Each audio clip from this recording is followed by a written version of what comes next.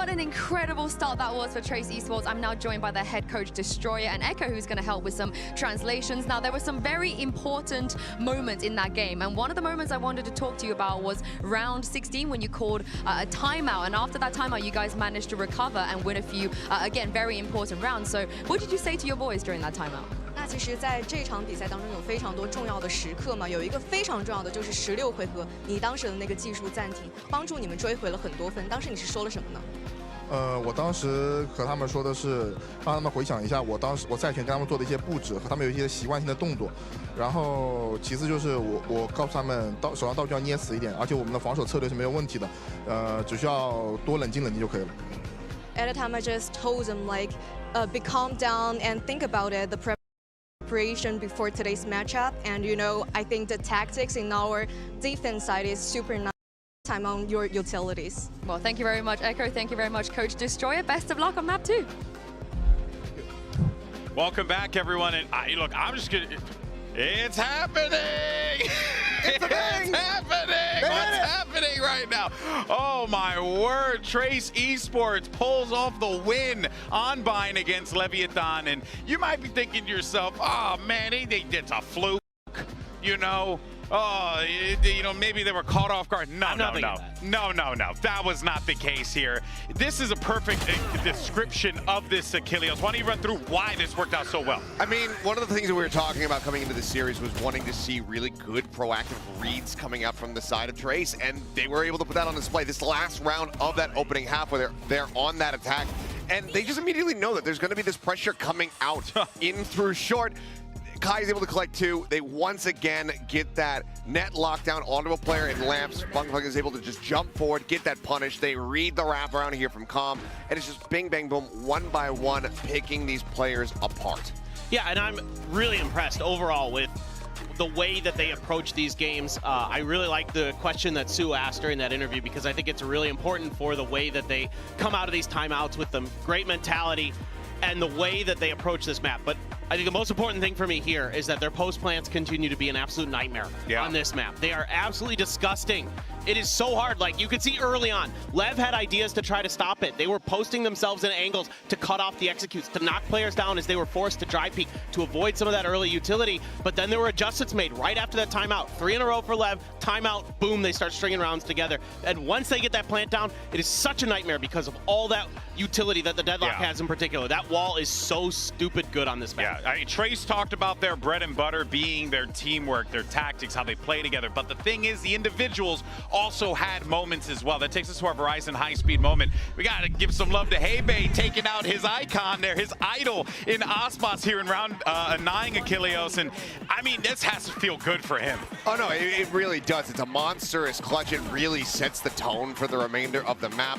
And like I said, you might have to kill your heroes here today. And Hebei did just that to be able to get this big clutch. That's going to be a huge inspiration for the rest of the players. You can see right there the pop-off coming through, just bigging this guy up. I mean, Hebei just a couple days ago was on that stage getting his first ever international win, having a nice, wholesome cry about it, and now he's here potentially looking to take down his idol. One map away from defeating Leviathan. I did not think that would ever be a possibility. In fact, I don't think the coach of Leviathan thought that either. Let's actually go ahead and hear from Itopata as we get ready for map 2. I'm now standing by with Coach Itopata ahead of map 2. Now, this is the first time you faced Trace Esports on stage here. Is there anything that they did you felt like maybe caught you off guard, surprised you, that you guys can maybe anticipate a little bit better for Sunset?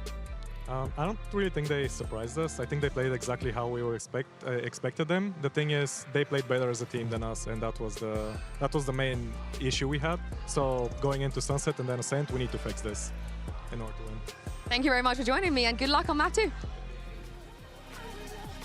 I just love this, whole thing about everyone always likes to harp on the individuals and how they shine, but even Itopata got to give the flowers there to Trace, saying they just played better as a team. Plain and simple. They lock up the win, but now, Clinton, we set our sights onto Sunset here. This is a great map for Leviathan. If you're a Lev fan, you should be feeling pretty good right now, but keep it a $150, man. Like, they saw what happened in their last one, Trace. They could have fixed those errors. Yeah, no doubt about it. I mean, again, it's some little things that Trace just needs to do. A little bit more proactivity, getting info on the map and making better reads. Overall, will potentially lead to results like we just saw in Vine. Now, Leviathan really, really good on this map throughout Stage 2 in Americas. Almost went undefeated, lost a crew, I think, at the end, but they didn't look great at it at Shanghai against Foot. It was a real stomp for Foot on that map. So it's interesting for me to think about, is this going to be Leviathan kind of coming back, kind of flipping the script from their last international appearance on Sunset? Are they going to be able to really showcase that, you know, they're not having any problems here, they're going to come through, they're going to be able to bounce back, and they're going to be that team that seems to be on that upward trajectory throughout this year, just like DRX, just like EG last year, right? These teams that peak at the right times. Yeah, we got a little bit of a preview there of what we should be seeing from the agent select in a moment. That'll be popping up here too, but we are going to be getting Icebox on that Neon, right back to, you know, hopefully seeing him, if if you're a Lev fan, and I'm a Lev fan, hoping to see them bounce back out of this, because I think this is a series now that deserves 3. All right, let's just take it over to Ascent. Let's see how this cookie crumbles, man. Yeah, I'm curious to see how things are going to come together for Lev, because, I mean, coming out and saying, yeah, they did exactly what we expected, but our teamwork wasn't there. It can be really tough to make sure that you're shoring up those gaps that you saw in the first map with just a brief little bit of time, 10 minutes between those maps to try to make those adjustments to get everybody back on the same page. On Sunset should be feeling a bit more comfortable, so maybe that will come more naturally here for the side of Lev. But also for Lev, I mean, look, Fung really absolutely, utterly destroyed. Yeah. And he's still going to be playing this Raze. This is where he can feast. If Trace have fixed the issues that we saw from them versus Vitality here on Sunset, if they continue to have a really solid read on this squad and they know how Leviathan's going to play this map, they very well could get this win. Absolutely. I mean, I think you need to turn up the tempo a little bit here as Leviathan. Get Aspas fired up. Make sure Mazzino's in sync with him, with that breach utility. That's a real key part of this composition on this map, is making sure that breach is really getting that deep util and connecting with it. I'm seeing everyone on Leviathan on their bread and butter, right? The things that made them, prolific to begin with. Calm on that Sova, Mazzino on that breach, right? What got him the MVP at Americas, right? King back on the Omen. If Aspas can get activated, it will be quite difficult for them to shut down. But on the other side, man, I mean, if Fung and Hebei keep doing what they're doing, if Kai keeps showing up the way that he is, this is going to be wild. We could be seeing Leviathan getting 2-0'd in a #1 seeding game. Yeah, it would be monstrous here, but Trace, the ball is in their court. They're holding this match in their hands. All right, well, let's go ahead and send this back over to the casters, see if this one goes the distance. Mitch and Tom, take it away, fellas. Well, America's #1 is going to need a third map to take this series, and they fight for it here on Sunset. A map that has looked good for them. Crew managed to beat them in the rematch, but for the most part, this is somewhere I think most people will expect them to beat Trace. Yeah, for sure. I think even when we saw Trace play versus Vitality, I think it's going to be, it was a tough one. Vitality very good at this map as well, so it's not like the end of the world there. I think the other thing as well is, like it was spoken about in the interview, that they weren't surprised on the last map. Well, if they're surprised on this one, I'll be gobsmacked, because I believe that Trace have played this comp 15 times in a row. So even though it hasn't been the biggest success for them this year, they have stuck to their guns. They're comfortable with what they're playing, but it hasn't been massively successful. Well, this dart's going around the world to try to break some setup on B, but there's nothing there. They know that from the double bounce. Leviathan sat in position on B, but the A site push has come through. Trap broken. Trace now know that there's some pressure behind them, and again, the clock is ticking to get into the site. And they've done just that. The plan secured, one man left behind with a camera. It's Liu King that has it all to do, and King about to walk straight into his angle, but hold on, one shot connected, still drawing breath. It buys enough time for the trade from Mazzino. Yeah, they're looking for Aspas as well. They want to try and close out some of these flanks, but they're slowly starting to be picked apart. Aspas just almost acting as distraction now, as the rest of the team now, as the rest of the team, even still, they managed to hold on for a moment, but Mazzino putting another in the death toll. He's traded out as well. He's traded out as well. Being expended, and that time being expended, and that time ticking. Desperately low. Hebei with a triple, and it's a pistol under the belt. Under the belt. Another. I think that's 3 for 3 so far for Trace. So far for Trace. Early injection of rounds. And that's going to go a long way on a map like this, one that they struggled against Vitality. And as we said, Leviathan, they may not be so good in a rematch, but this is first time around. And Itopata said they weren't surprised. You said 15th time playing this composition. Won't be surprised here either, but that wasn't what he put the loss down to. Itopata said that they weren't playing as a team. That's a tough thing to correct. See if they've got the stones for it, but it won't be in this round. Just pistols in play for the defensive side. B aggression. The hit is coming in on A. Well, I think they come in as well on a much more comfortable note on this map in general. Like, okay, sure, they beat Talon, but on the last couple of times they'd played G2 regionally on Bind, it hadn't gone well. So I think that this is one where, excluding that crew defeat, they have proven that this is a solid map for them and a comfortable map as well. So I'm hoping that the issues he mentioned will be fixed in this round again. Like, you're playing into the post plant of Trace. They've got these SMGs up close, not needing to play at the same level of distance still. A little bit of damage being done, but expectations are that there won't be too much more. Still one pistol to be upgraded. Any damage from here will actually be felt, will be shown in the economy. Aspas, well, he's on the slide to catch one. Style points, and now looking for a bit more. How many weapons can he drop? The round's already lost. The answer is just the one. The big guns saved through to the next. A 2-0 start for Trace Esports. I'll be curious to see what's there to invest. Like, do they bring in another rifle? Do they maybe put an extra stinger or pistol in, or are they just going to keep it relatively low? It doesn't seem like there's going to be a mass amount. There you go, just a stinger added in. Now, last time out, previous map, they were able to make these rounds very costly. I think that was one of the other issues that they had is, although they had a couple of flawless rounds at the very beginning of the game, other than that, every round seemed costly. And it meant that their economy quite regularly ended up on a lower note. For now, though, immediate pressure. A much faster paced look from the side of Trace. Putting all their eggs in one basket on a straight push towards the A site. It's not too pacey for now, but there goes the utility that signals the start. The blast packs in and around elbow we go. It's not started out too well, though. Leviathan taking all the picks. Good flash, but it's dodged, and King's there to support. Mazzino steps up to the plate and leaves it into Kai, just with a pistol in hand. And only the one kill to be found. A much better response from Leviathan than what we saw on map 1. Yeah, I don't mind the idea from Trace that you're going to try and test your opponent early when you have those weaker weapons, see how far you can get, but it looked comfortable. Like, the shots connected, counter utility, able to move out of positions and not get caught by an off angle, and also just having a solid read. The three players were ready for the pacing of that take. For Trace, now they buy back in with the rifles. But as said, early in the last map, Lev were able to get their first few rounds very clean, at least build up a bit of economy. We'll see if they can do that again here. Oh, an early bit of aggression as well, but Aspa still caught by the stun. It was sent from further back, so there was no safe haven. And now the nade puts pressure on Tex to try to push out of this angle. And the drone was watching him as he attempted the escape. Looks like a late lurk on mid might catch some value, and a very early peek in from Market gets next to nothing. The one-to-one trade's not really worthwhile.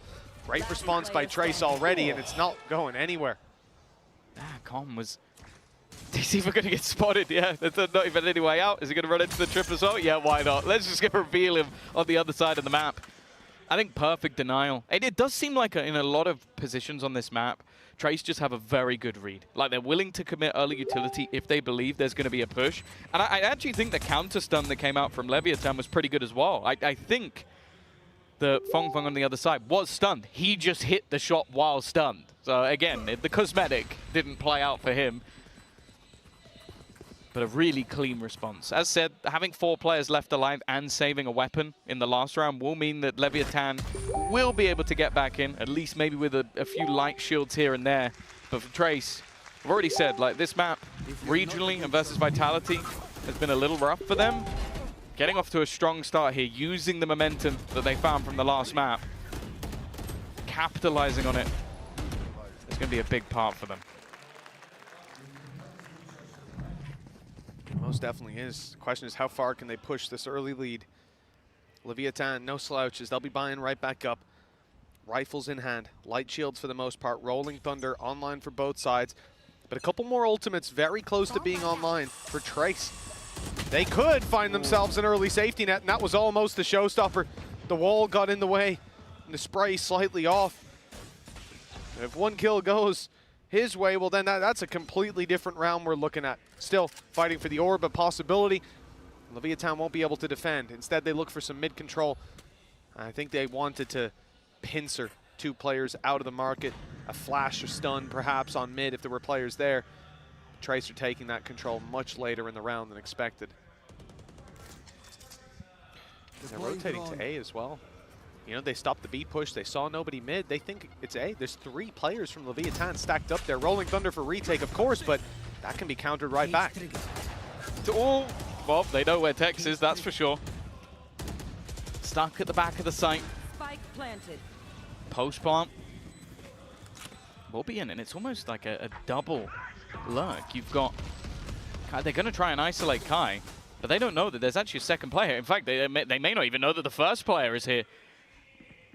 This late push could be everything. The whole goal, look, they've got a Rolling Thunder and a Hunter's Fury. They can delay a ridiculous amount of time, but King is holding.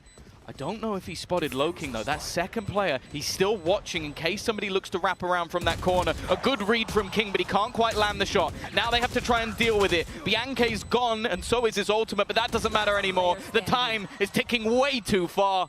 Trace have played this post plant fantastically well, and well, Aspas has no choice but to try and hold on. Well, at least he will get that rifle through to the next, but this is a devastating start. A 4-1 lead. And the fact that they were so contained when you have Leviathan pushing in, just complete calm on the side of the attackers. Trace, keep the Rolling Thunder at first, use it. That's what I like. I think they read into the fact that, okay, we have a Rolling Thunder, so chances are they're not going to play close because we have a Rolling Thunder. So let's just walk in a plant and hold it. It's a gamble, but it's a really smart gamble. After Mazzino puts his through, you saw Hebei take out the ult and then realize, I don't need to. Let him have the space. Now, there was a read from Leviathan that there was a late lurk on mid, but that didn't really net them as much as you'd hope. Okay. The fadeaway King get killed, and, well, the A site's going to be taken over by the drone. There is a response attempted by Mazzino, already tagged up heavy, and that's one of the 2 rifles that they have to work with. He goes out anyways, and he goes down right after. It's definitely going to make things tougher, but with the kill on Takai, the flank is no longer covered. This gives some space. Now, it is being watched by Bianche, but if the remaining players, Common Tex, can make a bit of a distraction, show a couple over on that short side, it might allow Aspas the space. I think that's the goal. Just try and give him a route into this one. The thing is, the post-plant setup, again, is strong, and Bianche is watching. He hasn't switched his position, but he still loses the fight. Second man here, and with the bullet shot off, they now know it. Aspas no longer stunned, but Hebei catches the other 2, puts it into the 1v1. Aspas on 5 HP, and that time is ticking. If anything, I think it's ticking too far gone again. Aspas, he's looking to try and find him. He's even going to land that last shot, but it's too little too late. Has to fall out of the round. Trace will convert. It's incredibly costly. And it does mean that there's still going to be a bit of damage done to their economy, but they'll comfortably buy. A timeout called by Leviathan. They're feeling the pressure, and it's Hebei applying it. That could have been a very different round if he doesn't catch that double. He's just sat on the spike as well. Like, it's not the most uncommon spot. Like, you can understand why, like, a lot of people would check that. But you can kind of understand why they don't. Like, when they have the rifles, you expect them to be a little bit more passive, maybe playing behind that sort of default box on site. Not going to be the case. And yeah, Leviathan, whether you're a Trace fan, whether you're someone who watches all the watch parties or even the main broadcast for China, I think a 2-0 for Trace here was unfathomable. Out of the question. No shot. Up against Leviathan, out of the question. You know, for me, Leviathan, G2, they've looked so strong. America's impressed me in opening games, regionally as well. They're playing a good game. But Trace have flown under the radar. Even after that first game, I expected to be close. And to be able to have a little bit of a battle here, but not to be able to decimate them. The first quarter already behind us, and it is firmly in favor of China's #3 team. Well, yeah, you talk about their last match versus EDG. They got 7 rounds in 2 maps. So maybe that just shows that everybody should be a little bit more scared by EDG. They also were 2-0 up in a best-of-5 versus FPX, which they then lost. So they've had those sort of tough defeats.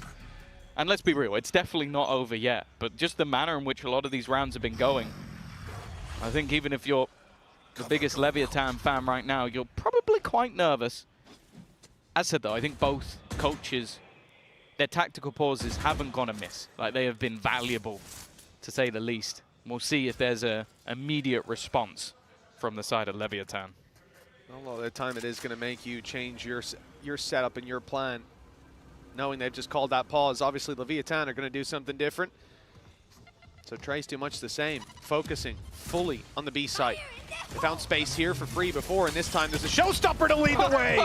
Tex knew where he was, but couldn't quite get it done. They know Fun Funk's going to the back of the site, and the flash is good. Calm, trading it out, looking for more, finding it! 4 under his belt already!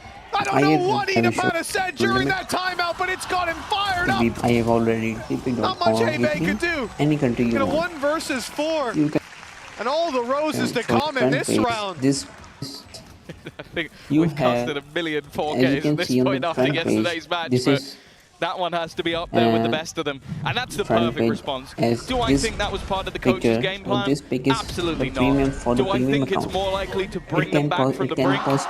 Absolutely. Those are the sort of rounds that get everybody pumped up. And after a quiet start for a fair few of the players that have been fantastic throughout the season and throughout the tournament so far, that's one hell of a way to do it. And just look, actually, even though there's some backup credits, there still seems to be enough to purchase. You can download any of the image you want for a full buy. Unlimited. They're gonna go with stingers instead. You can download any of the image you want. Wanting to unlimited have everything images. online, maybe even wanting to get themselves the ult, but very slow round from Trace. I think they're trying to find the gaps in this defensive side, and it looks like they're assuming it's towards A. But look to take it back with numbers quickly here. Any aggression will be punished, and a shock dart through from Calm, taking out Bianche. Another shock dart does big damage. Beautiful stuff from the side of Leviathan. They haven't had to face them, and already these players are nice and squishy. And the post plants have been where Trace thrive. Overdrive utilized, information gone, a paranoia even sent through to try and leave them in awkward positions. Oh, in fact, almost a kill directly through the smoke. Re-aggression attempting to do something, but they are being torn apart. It's left all on Takai. He knows where they are. The spam isn't going to do anywhere near as much as he's hoped for, and even though he catches the kill, they're already defusing. Just not enough time for him to get that done. An incredibly nice attempt from the Sentinel. He's made things costly, but it wasn't a round. That's gone to Lev. Yeah, he should have fallen flat there and been deleted instead. At least able to put up a fight, carry the weapon through, but like you said, the timeline's all that really matters. 3 times in a row, Trace have gotten themselves a site, more or less for free, although this time the shock dart certainly added an extra flair to it. 3 times in a row, we've seen Leviathan fight back and grab those diffuses. Economy, though, for the defensive side, is in a shaky enough position. Trace could still capitalize, but they're not too healthy either. This is going to be a swing round for the lead. Trace have their sights set on B. Yeah, they definitely know that Icebox is there. There's no doubt about it. Drone is available. It makes me a little bit nervous just because of who's on the other side. Available to get aggressive, and it's actually Tex to land the first. The guy defending, the paranoia, the stun, in fact, everything has caught on to Aspas. He's still going forward, though! And he's just torn them a new one. It leaves Hebe to try and fight alone, but this round is for Aspas. He uses his own stun to keep them in position. And then another comes in from a teammate. Door closed behind them, and, well, that's the door closed on the round. A timeout called now by Trace. Not happy with how this has gone, and they just got decimated by Aspas, so I'm not surprised. He starts his move while still stunned up because he knows it's going to fade while he's swinging. And he knows they're going to be stunned. He had full faith in Mazzino's breach stun. That's fair enough. Good reason. Yeah, that's fair enough, honestly. I think if Mazzino was my teammate, he'd carry me. But also, I'd have faith. I have no doubt in that, Tom. I have absolutely no doubt in what you just said. Oh, yeah. But you reckon he can play in bronze? It's actually tougher down there, you know. Oh, yeah. People do things you're not expecting, you know? Well, Trace. No one DM me saying bronze commentator. Don't you dare. It's not true. It's a joke, please. I don't want those DMs. It's at least silver. At least. Minimum. I'm a peak gold. Not bad. Oh, pause taken. 4 rounds in a row. The 3 before it had congestion. Retakes were necessary, but that was, I guess, much more of what we had expected to see. The Aspas show with support. For the other side of things, the economy is still a bit sketchy. Again, we've spoken about the fact that they're able to do quite a lot with very little, but I guess with loss bonus maximized and a few extra credits here and there, they can afford to go in for आज के इस video में आप लोग system जरूर not करोगे particularly close, but a an kill or 2 in this round could mean that they have a lot on line for the next. आराम से डाउनलोड कर सकते हैं, वो भी हाई क्वालिटी का है।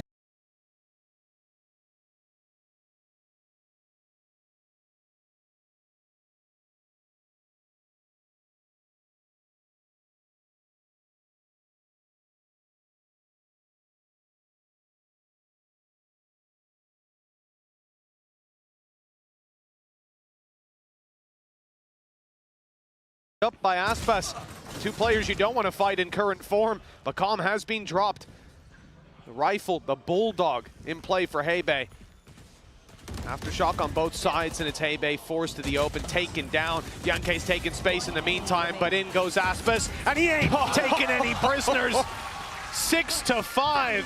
Leviathan from a 5-1 deficit have claimed back the lead. It really feels like he's back. The last 2 rounds have just been Aspas styling, using those slides, using the fact that they're almost completely accurate, just to take fights that really should be impossible for the opponent to react. Now, look, we're just looking at it from his POV. They don't even see a thing. Gone in a flash. Well, he can barely see anything from the fights he's taken, but there is no opportunity to respond. Lead taken by Leviathan. The pause that they called clearly a turnaround point. I'm not sure what was said. Might just have been something as simple as remember who you are.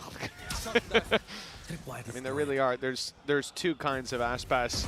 First time they played Crew, and second, and you rarely get the second performance.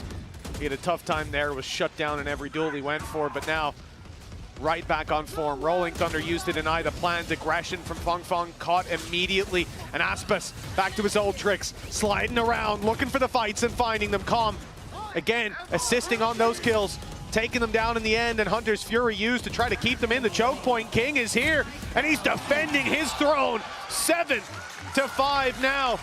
From a 5-1 lead, Trace have got nothing, but the foundations are still set for the second half. Yeah, I think they're going to appreciate this, the halftime break, because in all honesty, those last 6 rounds, like, they started with some sort of competition. Maybe there was rounds that could have gone the other way, but that was a slaughter. We'll be back after that break to see if they can do it on the defense.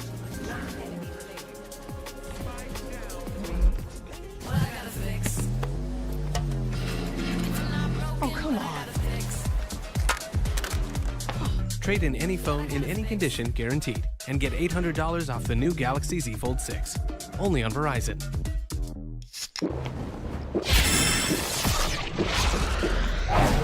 Red Bull gives you wings.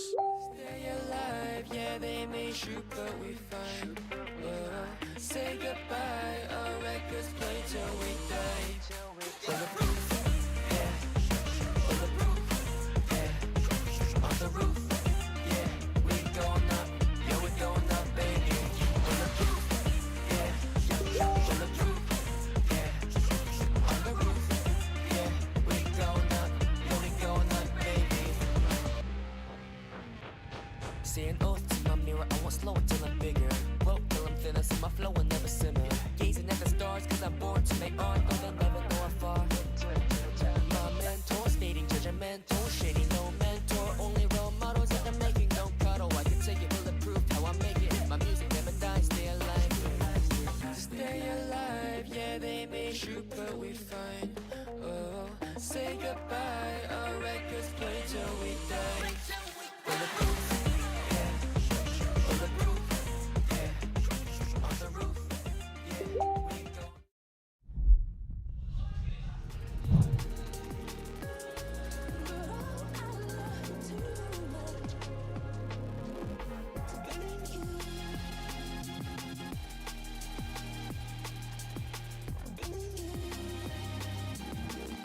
remember when he died.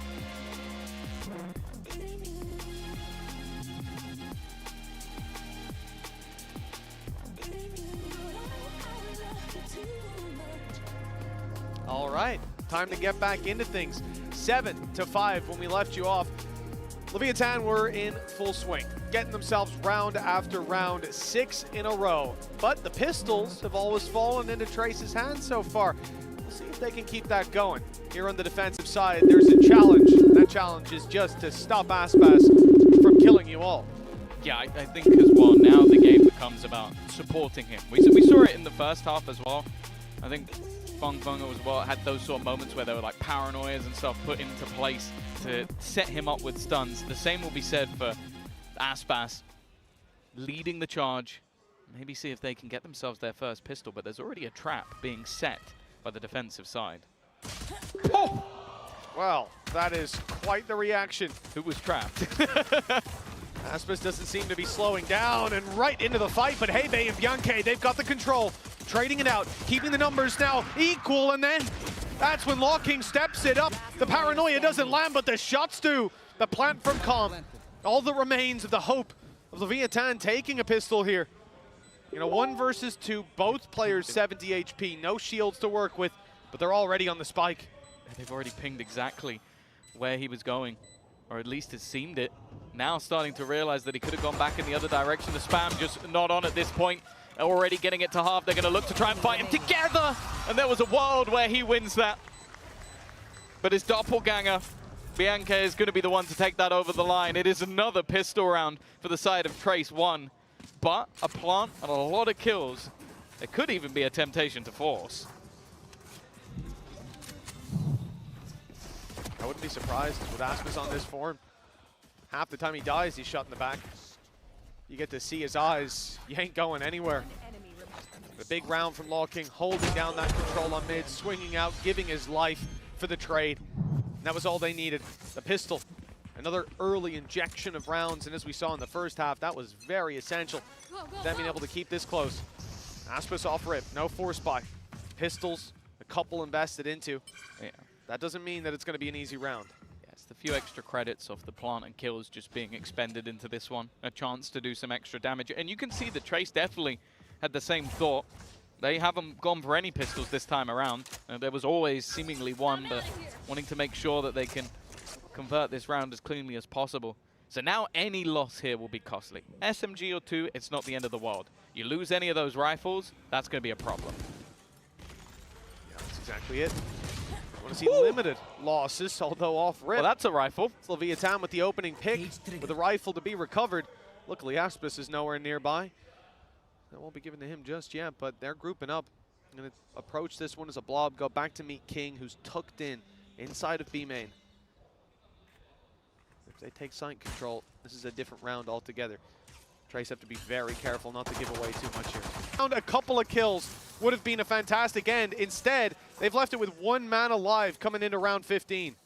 Yeah, I almost wonder if Trace will even opt to play this one as a bonus anymore. Like, do you just fully invest and try and fight this as your buy round? The problem, though, is that economically, they're not going to be in a fantastic spot to even do that, even if they spent everything here.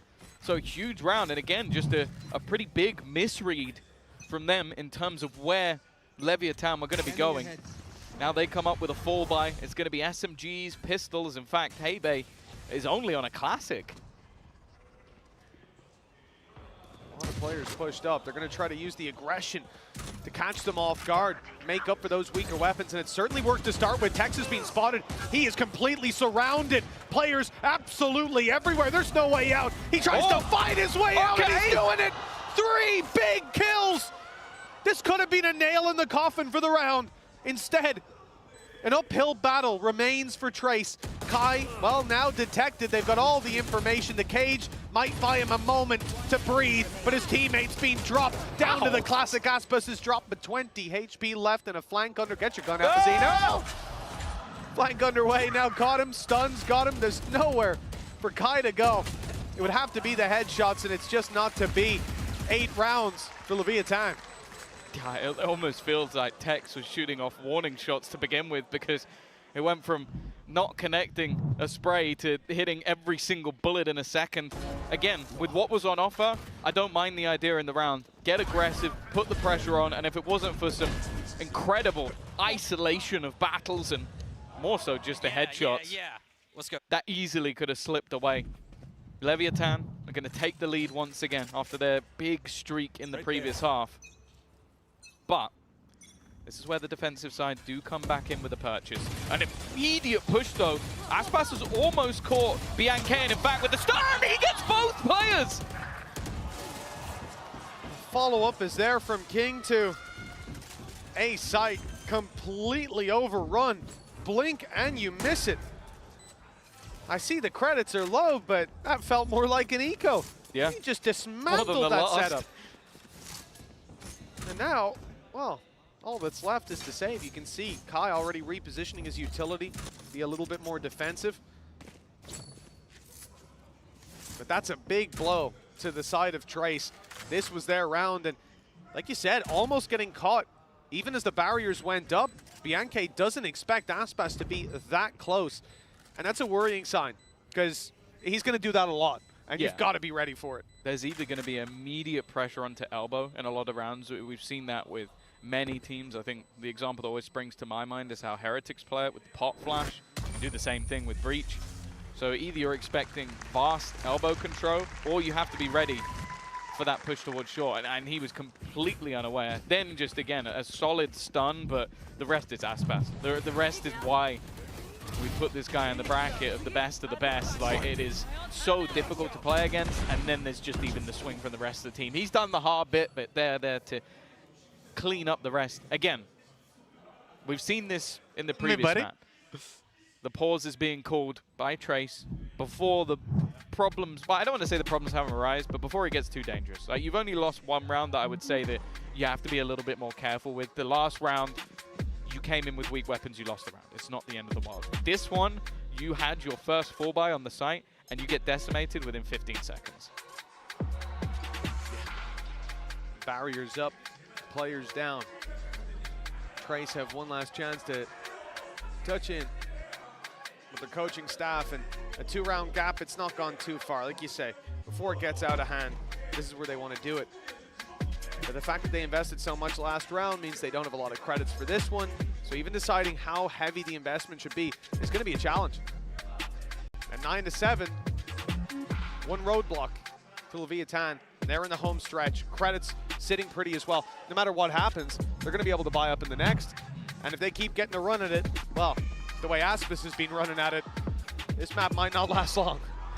Yeah, I'll be honest, I do want to see an Ascent, so I'm kind of okay with that. But what it is. I'm waiting to see. Once again, I think at this point it would be foolish to doubt the team of Trace. I think that we were foolish the first series, maybe even a little foolish in the first map. But that has long gone already. A good reveal, even a good stun. But Mazzino is going to win that initial fight. Hex has been traded out, even with these lower weapons. There's danger. In fact, they're going to use that Rolling Thunder to try and push the defense back. This has become a deathmatch server, except one team has only bought pistols. There's always one, right? Yeah, and one team has Aspas. On a sure. That's going to work for you most of the time, although Kai's managed to shut him down. 1 versus 3 now. Perhaps an opportunity with Mazzino low. He's spotted up by the drone, swung on and sent package. Eventually has to break the drone. Little reload to close it out. Okay. Check their positions on Leviathan. They're tucked in. They're letting him take the first move, and they'll shut him down right afterwards. Contact from Com, and then a triple or at least a double swing on whatever angle Kai decides. Say it's an uphill battle. I mean, when they play like this, it's an unwinnable one almost. Oh, if that shot had landed, perhaps. The thing is, it's fine for Mazzino to do that. He's 5 HP. Like, if you don't hit the headshot, he gets to survive, and Com will close the round. Double digits. Leviathan getting closer and closer to a map 3. Maybe a place that the initial expectations weren't to be, but after the first, well, maybe even expectations back in the other direction. It was a 5-1 start that has now turned into a pretty healthy lead now. Again, the last time the defensive side had themselves a purchase, they got slaughtered. We'll see if they've been able to react. hopefully we won't see that same pace. Feng over here, ready for the fight. But look who's going in, full pelt. It's Aspas. He's caught, well, he's stunned himself. He's stunned us many times with his individual ability. The paranoia kept him back for a moment. Now it's time to push right back into that site. In goes Under's Fury, and Aspas is shredding them, doing all the damage, making this ult look a lot stronger than it usually is. And he's got the firepower backing up every single duel. It's Kai left to do absolutely nothing. 3 kills for Aspas, and Trace's chances looking slim. Yeah, they barely took any damage in that round. Normally we talk about this man's Jet. I think his Raze is a close second, and then, okay, he's a good Neil. He's a good Neil. Right now, he's been unstoppable. 21-9. The supportive utility as well. I love seeing him diving in alongside that Hunter's Fury. It means that anybody is slightly displaced, you need to be holding an angle ready to insta-headshot him, because he's sliding all over the place, moving at the speed of sound.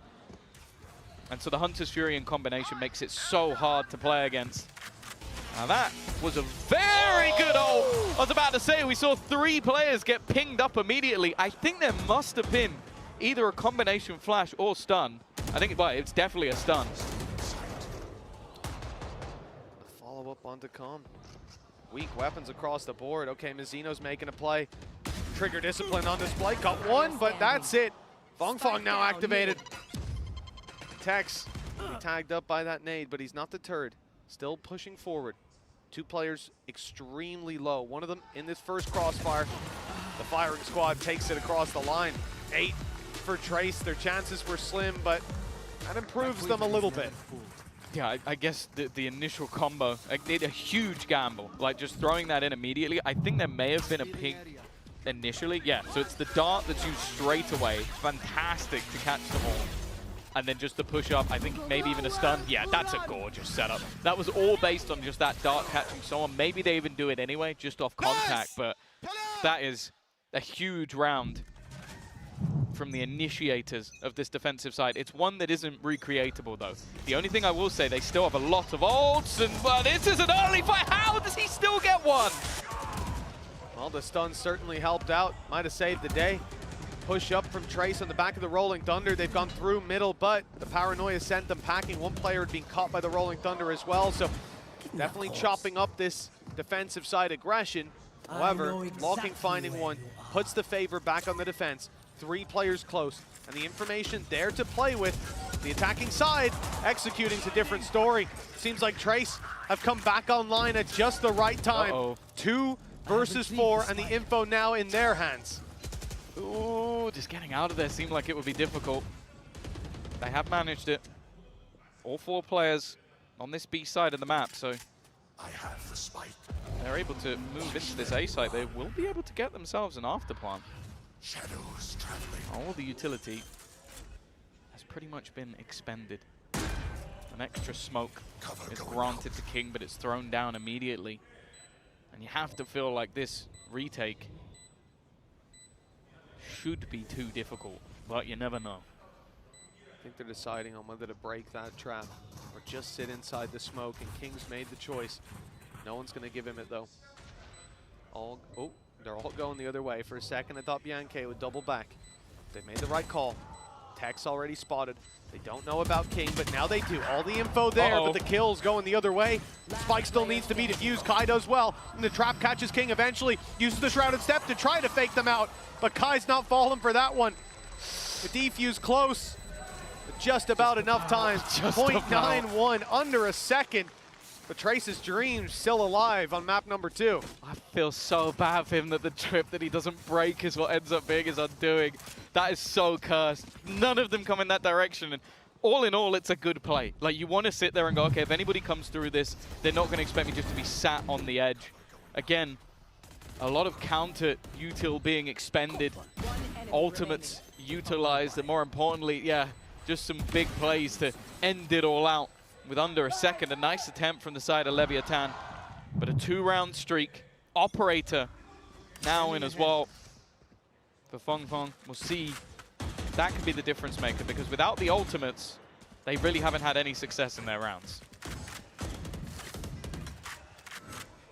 Felt Felt like a third map was inevitable, certainly owed in a series like this. Trace don't want that. They're looking for their 2-0, still with a showstopper in play. Feng has that towards the A site. It's Leviathan setting up for the B site take. Stun goes through, catches no one. It's quite a deep play from the defensive side. There's no ultimates for the attackers. They're just conceding this space. Probably knowing that if Feng rotates, showstopper can breach right back through whatever post plant's in play. Well, 2 spotted, an immediate stun. Aftershock isn't quite deep enough.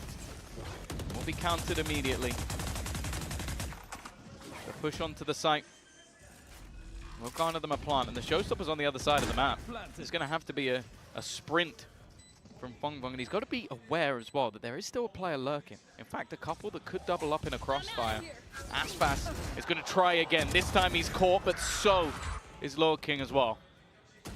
The op rotate, checking the wrong angle as well. Tex able to grab one, and Kai is so desperately trying to pull this round back into their favor. King's gone down, and so's Mazzino. They know exactly where the last man is, but he gets the jump again. Out goes the cam, it's broken. He knows the defuse isn't underway, tries to stop it from getting the half. And while doing so, takes his 4th kill for a Red Bull clutch at map point. Guy's definitely had his moments in this game as Tex, 18 and 16, but that might just be the best of them. A lurk of absurd impact, waiting so patiently to catch that first. You think a lot of the time when that door's closed that you would almost try and maybe push the spawn or reposition elsewhere. But he's confident in his team getting into the late game and then confident in his own ability to take it over the line. A meaningful clutch that puts them on map point, the potential to take this to Ascent, a map that both teams are incredibly comfortable on, and a great place to end this series. Especially in the last round, considering they closed the door and they were stuck in market with so much utility coming at them. That's when you just don't think there's a lurker anymore. Like, why would the guy be sat there staring at a closed door? Well, that's why. He wanted the round under his belt, and a phenomenal time to step up to the plate. 12-9, 3 in a row for an overtime for Trace. We're going all the way to Ascent. Map that, like we said, definitely deserves to see a third map from this series. Leviathan fighting for it. Showstopper fire, not landing. Aspas, he took the damage, but at least managed to trade out, and King still fighting for the backside control. Bianche caught off guard. It's Kai and Law King to do it all. The step out from Kai with the paranoia, but they're just evading him, dancing around this pillar, forcing the fight. This time, it seemed to go Trace's way. That's when King and Kong close out the map, 13-9. We're going all the way to Ascent, and it's not over yet for the Leviathan fans. Yeah, they might have been beaten down in that first map, needed a response after a slow start, but Leviathan are definitely back, and we'll see who's going to take it in the decider.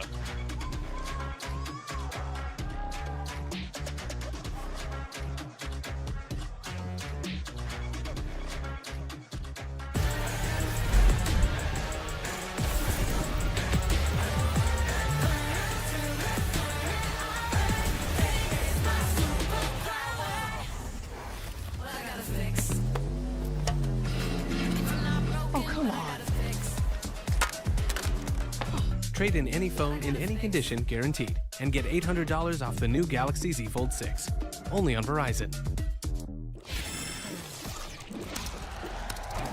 Red Bull gives you wings.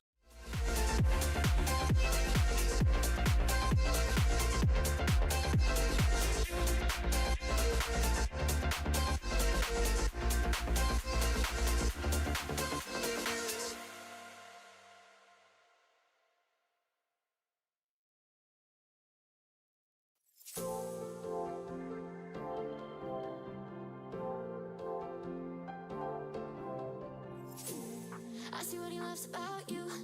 You're so perfect. Hope you know that you got everything. I messed up and I'm haunted. And if I'm being honest, I see what he loves about you. You're so perfect. Hope you know that you got everything. Messed up and I'm haunted. And if I'm being honest,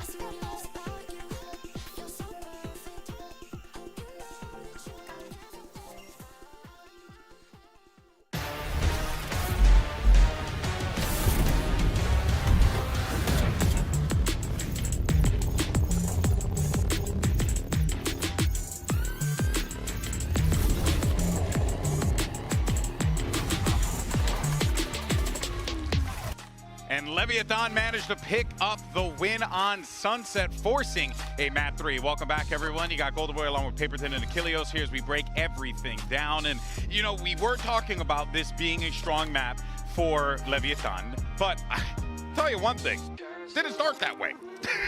No. It was getting a little dicey. Yeah, it didn't start off too great, but there was moments like this from Comp that just really started turning things completely on its head. I mean, you saw there right at the start, they only had 1 round win before Comp picked up that 4-piece. Yeah. But this was very much, you know, Tex, Icebox going absolutely crazy in the lobby. And honestly, the fact that they're able to close this map and still haven't gotten a single pistol win, overall, good for Lev, at least in a microcosm of this Sunset map. But as far as the tournament projections and future series look, as well as that map 3, gotta win some damn pistols. Yeah, you want to lift your second trophy, win a pistol. Yeah, your odds of winning drastically plummet when you are winning pistols. But Aspas looking great on the Neon. You know, we talked about at the beginning of the show, the man can play every duelist on the planet to such a high level. I mean, he's such a smooth criminal on this Neon. He's just sliding right by it. Told you it was going to be an Ung Des. I love it. Told you it was going to be an Ung Des. No, but honestly, you're right. He really is just so damn good and such a reliable person for this team. But it's good to see a couple of those other rifles coming online here for Leviathan, because it was certainly missing in that first map. Of course, one rifle that definitely went online was Comms. Takes us to our Verizon high-speed moment. A beautiful 4K. And you think, surely my guys are going to go for more. Finds the blinded raise right there. Pops 2 back-to-back. Looks for the other one in Beyond K. And just they lined up for him. But let me tell you, they made that one quite difficult because they were trying to get some tags off him there, but it just wasn't enough. Overall, though, that right there is exactly, Paperton, what you want to see from Leviathan, from Com, to kind of get things going here. Yeah, their big players were stepping up. You know, Tex was having a great map as well. So it was like these big moments that started to snowball the map towards their favor. They were getting a better read on how to play against the way that Trace Esports was trying to pilot their attacker side, in particular, a heavy hit, something that Trace struggled with in their previous outing against Vitality. They were able to adapt. They started pulling back. They started putting some more pressure onto the onto the plant themselves. Things like that really turned the tide for them and gave them that momentum they needed to carry forward onto the other side of the map. Yeah, for sure, for sure. Now, of course, earlier in the show, we did bingo. We attempted to do bingo. We attempted to do bingo. It didn't come up, but now we got bingo. Okay, so let's go ahead and fill in our blanks here. We got a Lev win, right? We got a TE win. We got a map 3. We got a 5-round win streak. That did happen from Leviathan, I believe. Aspas reclines. Low King doesn't play Omen. Yeah, Low King. Grim on the first one, I believe. Okay, you want to put that in? Okay, I didn't know if that's jury's out on that. Jury's out. Okay. No one's fallen off the map yet. Aspas ain't breaking a record right now. Oh, did Bianca pick Sova? Let me look. Wait. He did. He did pick Sova. He was just playing it. I was like, my brother, Mazzino also played Breach. Mazzino played Breach? You know, the thing that would be really helpful is if we looked at the teleprompter that has all of the answers. Oh. You know what? You would think I'm good at my job, but genuinely not. I mean, I didn't even notice until right this moment as well. Okay, cool. I think we're good. We didn't get to overtime yet. We haven't played it. We're not going to play it best. Okay, cool. So far, so good. All right, we just need Chichu to come up clutch, and you can win bingo. What you win? I don't know. I'll get you a glass of water or something like that. You win entertainment. Yeah, and joy and happiness in your life. A sense of self-fulfillment. There you go. That will briefly linger and then quickly dissipate. fade. All right, well, let's go ahead and refocus. Let's get ready for map 3. We're going to be taking a trip over to Ascent for this one. And this is, we should be seeing, I believe, Aspas back on that jet here. Yeah. So this is going to be, you know, a jet v jet battle again, right? But this is the map that's, you know, bread and butter. right? Could you maybe see, like, you're gonna run, like, you know, we know what people run on Ascent. Maybe try something out of the blue here? I'd be really shocked to see it, but the guy who is just on our screen is going to be a big focus between these two, Kai and Icebox. We fully anticipate Kai is going to be getting his first game on Duelist in this series coming into this. Has been on Cypher so far. So fully anticipating that he is going to be coming out here with that jet, and he was huge for Trace in that series versus Vitality. My biggest concern, though, for them, as we see, there's not going to be anything too shocking. Still do have that deadlock variant here for Leviathan. But the biggest concern that I have is that series versus Vitality, it was an overtime game. It was 15-13 for Trace to be able to get that. It did not come easily for them. Yeah. This is a tough map, and I think they're going to have a tough time. You know, now they're going to have that deadlock used against them. And on Ascent, it's pretty good on both sides of the coin, whereas Vine, you know, you want to talk about the deadlock as being so oppressive on the attacker side in particular. But on Ascent, there's a lot of angles you can use for the sonic sensors in the wall on the defender side as well. And Leviathan is one of the best in the world at using the deadlock overall on this map. They're so good with their protocols. They understand how to play off the utility extremely precisely. I mean, 100% win rate here from both of these teams in recent history. We haven't seen Lev drop this since May when they lost in the lower final versus G2. So they have had a decent win streak built up for them. Well, we're headed into map 3, folks. Can Trace Esports do it again and take down Leviathan? Let's go ahead and find out. Send it back to your casters, Mitch and Tom. Thank you so much, GB. The third map, the one we hoped we'd get to. Trace have put up one hell of a fight so far. It's been a close series. Let's hope it's the same here, Tom. Yeah, I'm excited for this one. I think both teams very comfortable on this map. In fact, I wouldn't have been surprised if there was a world where either of these teams picked this map. I think versus other teams that they would have done, but it was basically both had the expectation the other wanted to play it, so they left it to this third and final map. This is the best map, arguably, of either side at times. Maybe the Icebox for Leviathan, but it's going to be the attack side start. This is where you have high expectations from the side of Leviathan. They can lock off so many angles, create start. This is where you have high expectations from the side of Leviathan. They can lock off so many angles, create start. This is where you have high expectations from the side of Leviathan. They can lock off so many angles, create start. This is where you have high expectations from the side of Leviathan. They can lock off so many angles, create start. This is where you have high expectations from the side of Leviathan.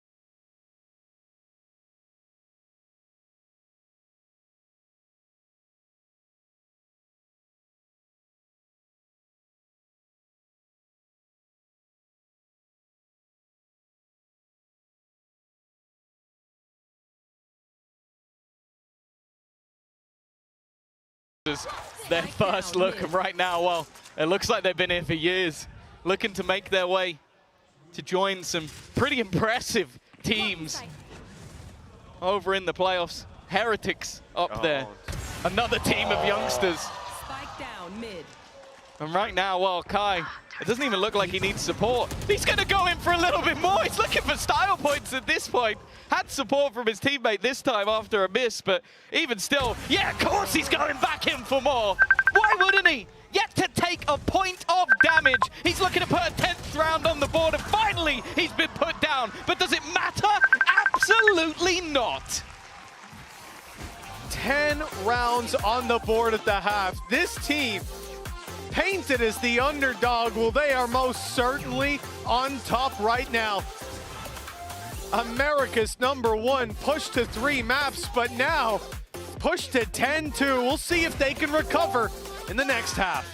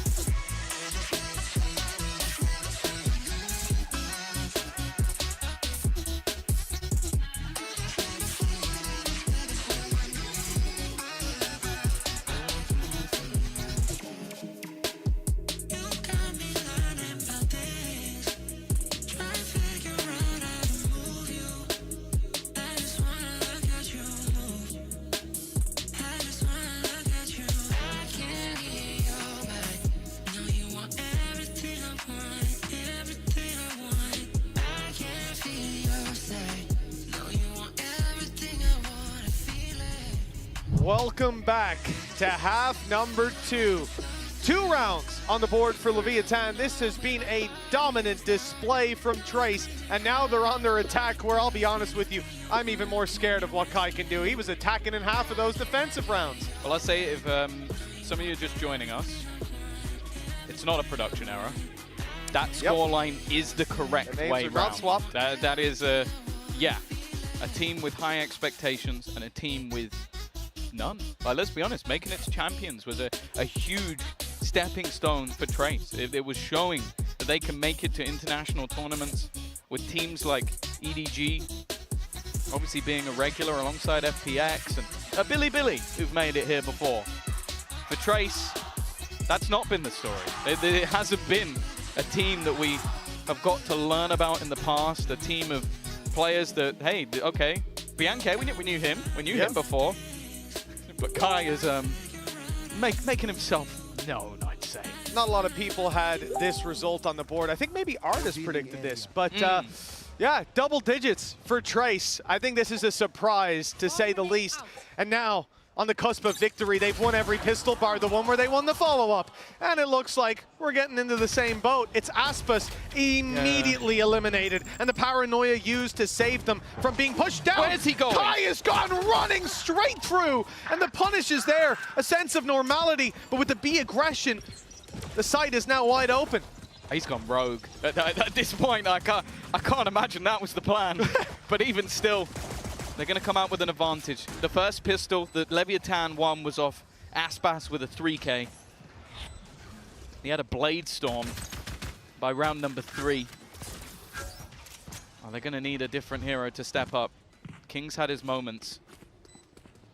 Fong is so far away. He's only just making his presence from behind them. Like, this is such a ridiculous lurk that I don't know if they're even going to question. He's still behind them. They've got to clear the players on the side. They have more pressing matters to attend to than this man sneaking up on the flank.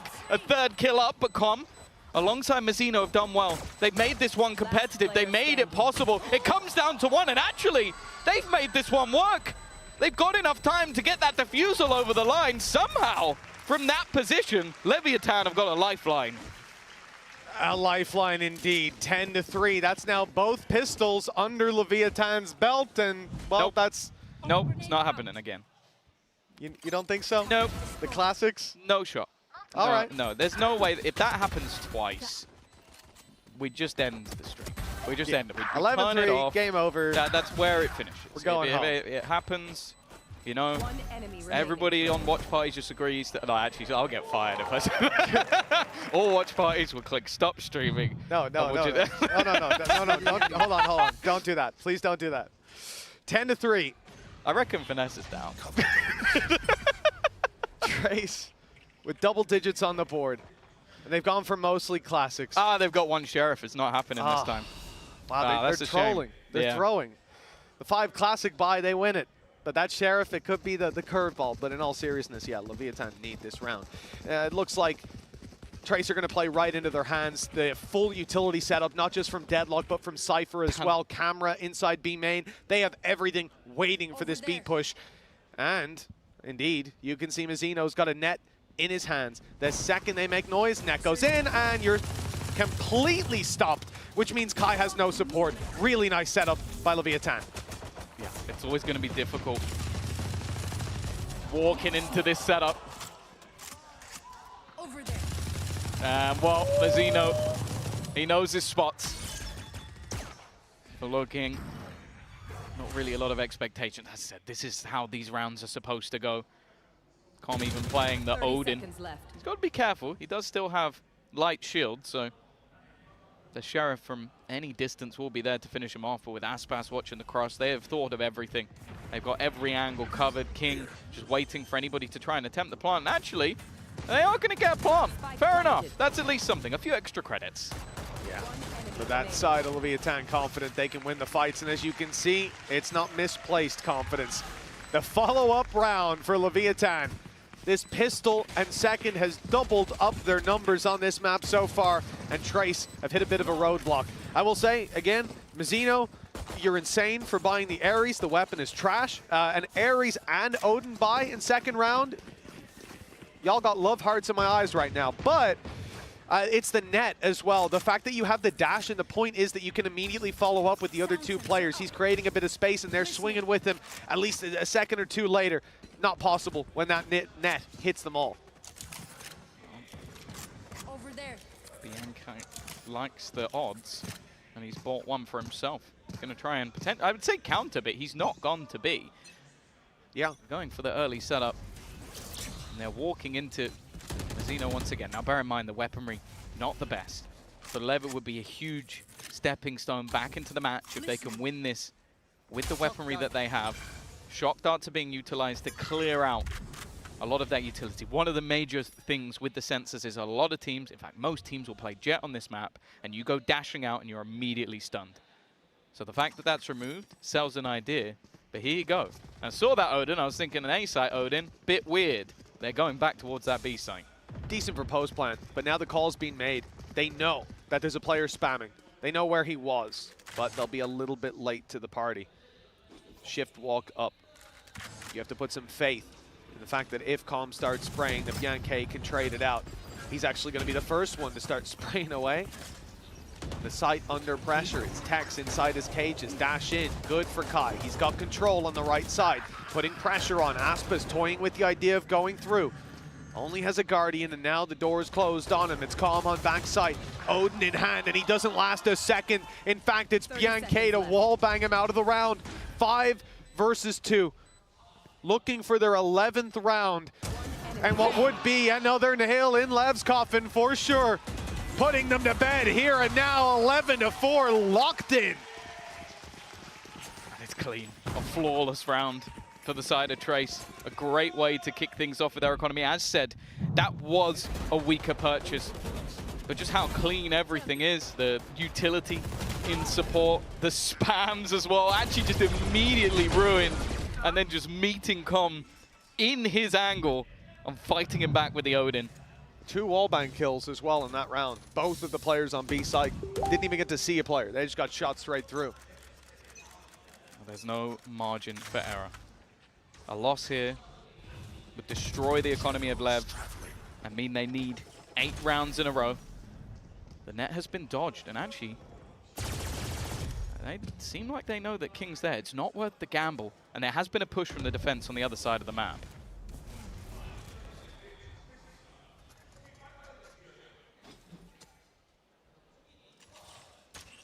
more rounds for Trace.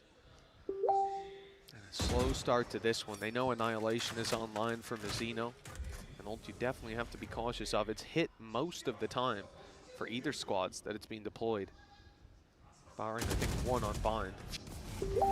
Smoke down as King runs away, concedes the space. They're beckoning them in. Once that, there you go, once it's broken, the little barrier, take a look at the sonic sensor on A site. This is, like you were saying earlier, Tom, for the dash. But Trace are making noise there and going the exact opposite direction. There'll be a challenge. It's going to be Kai against Aspas. This could be the round decided. If Kai goes down, then they're in trouble. Instead, it's Aspas who falls immediately. Oh, almost catching them on the cross, and in fact, catching them on the way out. Tex completely unaware. Annihilation goes through, but it looks like we'll have a counter spam, some utility perhaps. It was immediately broken, but it doesn't seem to matter. The time now starting to tick, and they are fighting back into this one, leaving it all onto King. Lockdown going to be used, but he's looking to fight the site. In fact, he can get onto this one without too many problems. The first shot connected. They need a little more, and he's going to get it as well. Leviathan needed a hero. Only one king can wear that crown. Stepping up when they need him the most. Their back was most certainly against a wall here. Late play through mid, catching them off guard. Same thing that we just saw. Working away of Trace, and my goodness, he's playing it up to the crowd. 11-5, still a long road back into this, and relying on individual performances is never going to be consistent. But they've managed to take some dangers out of the arsenal of Trace. In particular, Lockdown no longer there. There won't be an easy way into the A site. Annihilation for Mizzino has fallen, but Calm back up with a Hunter's Fury. And that's an ult in his hands that you rarely see miss its mark. Oh, here comes that attack side operator. Kai is looking for this fight once again, looking for Aspas this time. The Brazilian will live to tell the tale. On the other side, a very different setup. The hero of the last round dropped down to a judge, but if anything, in some cases, it might be considered an upgrade. Back up Blade Storm for Kai if he needs it. It's a slow walk up through a short. Drone stopped early. Not able to find any information really, and the counter drone will go through. This one focused on middle again, which hasn't really been held by Leviathan in most of these rounds. It's a much more passive hold around that angle. But after sneaking a player through there last round, it makes sense that they want to clear it and see if anyone's filled in that gap. Still, it's pretty open. Bar a passive play from Calm. Orb taken. Didn't get the ult quite online, but just one away, and the shot from Kai dodges with the dash. Hunter's Fury fired through, and it's got one. Hey, just before the ult comes in, so he can't be rezzed. Mizzino's gone, though. That leaves Com to try and make a play above the smoke. Doesn't want to overextend. It will be a post-spawn. I don't think there's anything that can be done about that. The second shock dart might do a little bit of damage.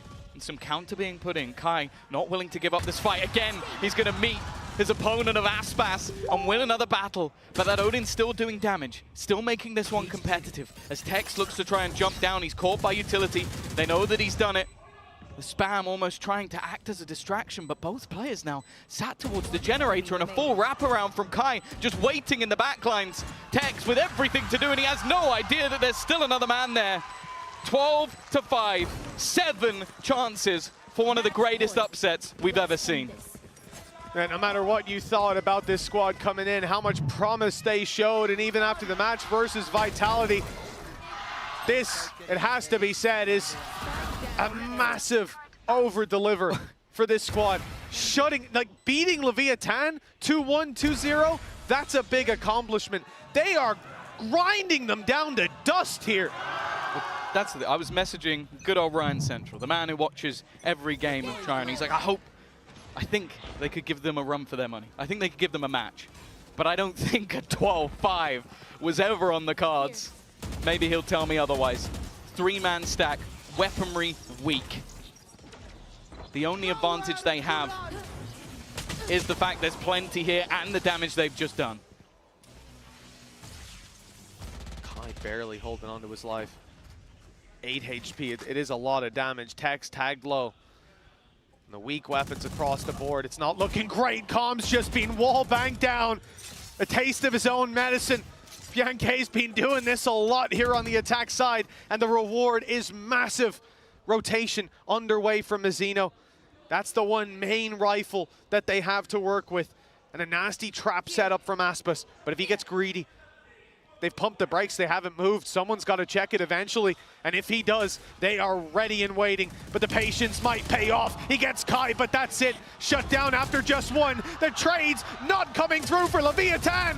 Tex trying his best. 5 shots and a stinger down to the Classic. And the Odin spray gets him. It's all on King. 1 versus 2. He clutched it out before. And now has the Vandal to work with. Time ticking, damage done. And he's being pushed back. Desperately trying to get this kill before he has the chance to isolate the battle. The plant is that moment as he looks for the swing. Nothing connected just yet, but he's definitely tagged a little lower. Isolating these jewels is not going to be easy. They play this one together, and it seems like it's all over. King gets that first spot, but now they know exactly where he is. They're going to try and play this, and they almost line up, but almost doesn't win anything. Last year, champions won by EG. There was a man who said that Americas would never be beaten by China. It's time to take a seat. There were 2 kings on the server today, Tom, but it's Trace that seemed to have a real shot at the throne. Number 3 Chinese team beating out America's number 1. If you had this in your pick'ems, well, I might take my hat off to you. An upset like we've never seen, and you saw the celebrations after beating Vitality, after winning their first game on the international stage. Well, now they've earned an even bigger celebration. For Leviathan, a well-played game, but today they found out just what China can do. Yeah, it's so massively impressive. Again, you see those duelists switching up across maps, both having lights-out performances. We saw the switch up of Sentinels, the ideas that this squad have had, the leadership, and also, don't play them on Ascent. Don't go anywhere near it at this stage. We spoke about the fact they'd beaten FPX a couple of times, a tough team to play against, but now they've come in and taken it off Leviathan. They've come in against one of, if not the best player in the world, and Kai has shown, you know what, I can match him, I can beat him. This team is not a team you want to be facing in that playoff stage. And they have put China on the map for what, like the 8th time at this point? We've got to stop underrating the teams coming through from this region. They say never meet your idols, Tom. Well, what about beat them? Because that's what Heibei's done here today. An absolutely incredible display of Valorant from the get-go. We knew we were in for something special with this series, but the result and the way, the fashion in which this ended is mind-blowing. Yeah, I think Champions always has its special moments. It always has its upsets. It always has teams that disappear at the wrong time. And for Leviathan, okay, it's not over. They're still going to look to fight this one back. But the day today goes to Trace. A fantastic performance overall. And you just love to see it. Well, Tom, after this wonderful win, I'm sure they'll need time for their emotions. But Heibei, he used to look up to Aspas. Now, maybe Aspas can look up to him. Let's toss it down to the Verizon post-match interview where Bella's standing by with Heibei.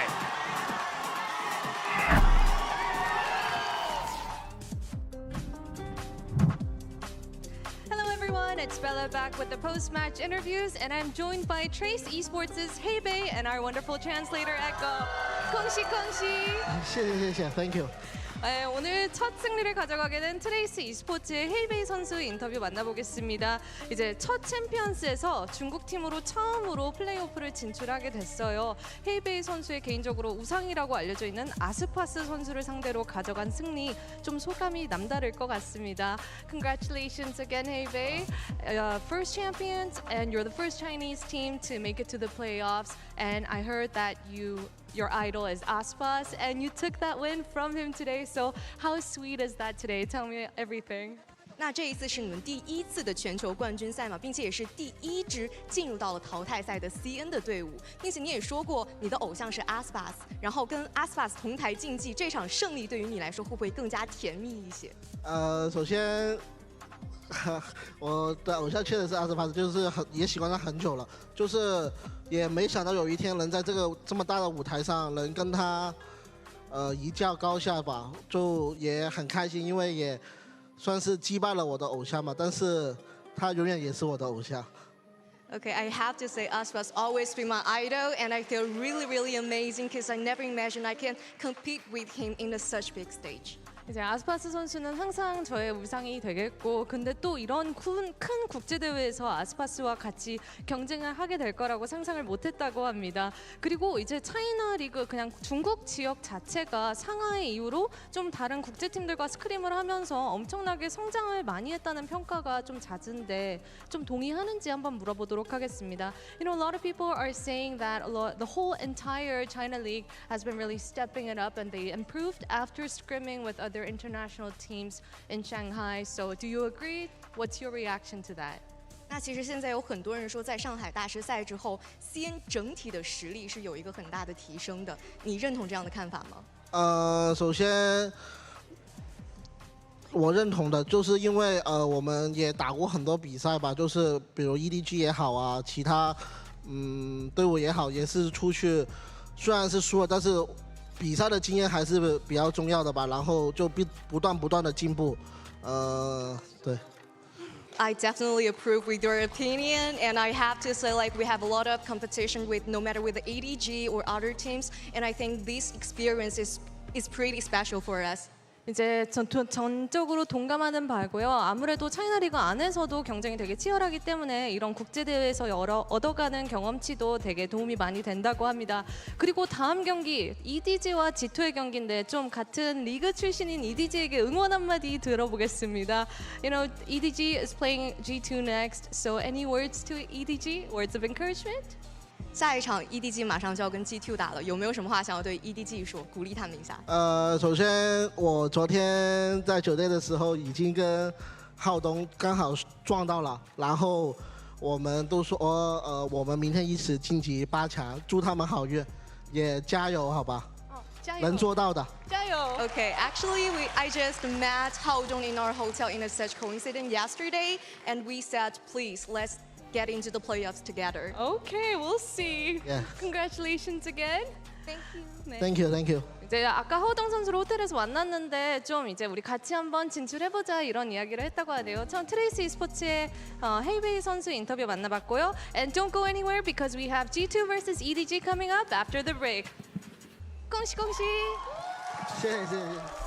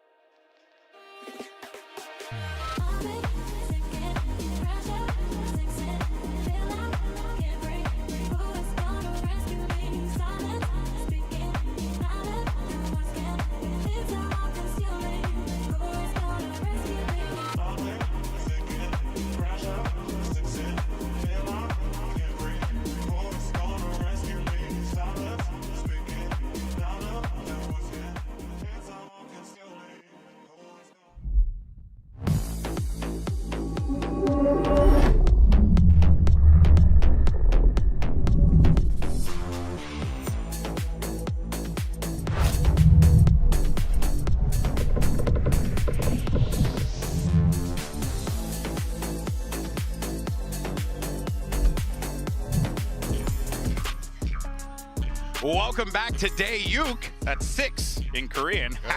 Look at me, I'm multicultural. 5 seconds ago.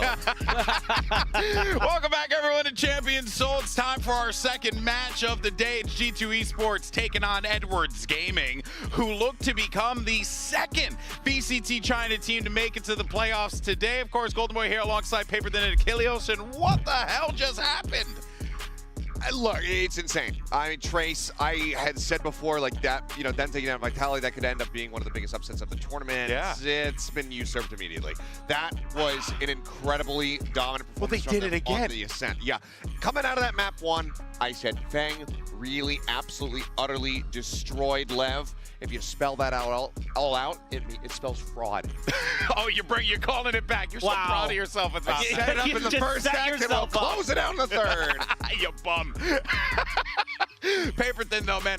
Seriously, before we move on, I mean, just this Trace team, I love them. I'm a fan. This is it. Buy me a jersey, buy the bundle, or what we got to do to support these boys. What else do you want? They played amazing today. Yeah. Top to bottom, they look really, really good. Yeah, Sunset's still a weak point, but that's okay because the rest of their maps, Bind and Ascent, look phenomenal. Yeah. They are absolutely a team and they to be didn't feared. just look phenomenal. They crushed them. They flattened them. Yeah. Like, unreal stuff. I just, again, Trace Esports, I wasn't familiar with your game, papas. I'm so sorry. Okay? Pero now, I'm on your side. All right? Anyway, let's go ahead and move on to their compatriots on the other side of that. They're going to be taking on G2 Esports. Got EDG going up against G2. We'll start with G2 first, though, because G2 coming out of this one, when we saw G2 versus PaperX, we were all stoked, Paper Thin. We were all excited. But G2 Esports, it was business, and they took care of it with a 2-0. And it was business time for sure, and they are really in form right now. They had their business socks on. They did.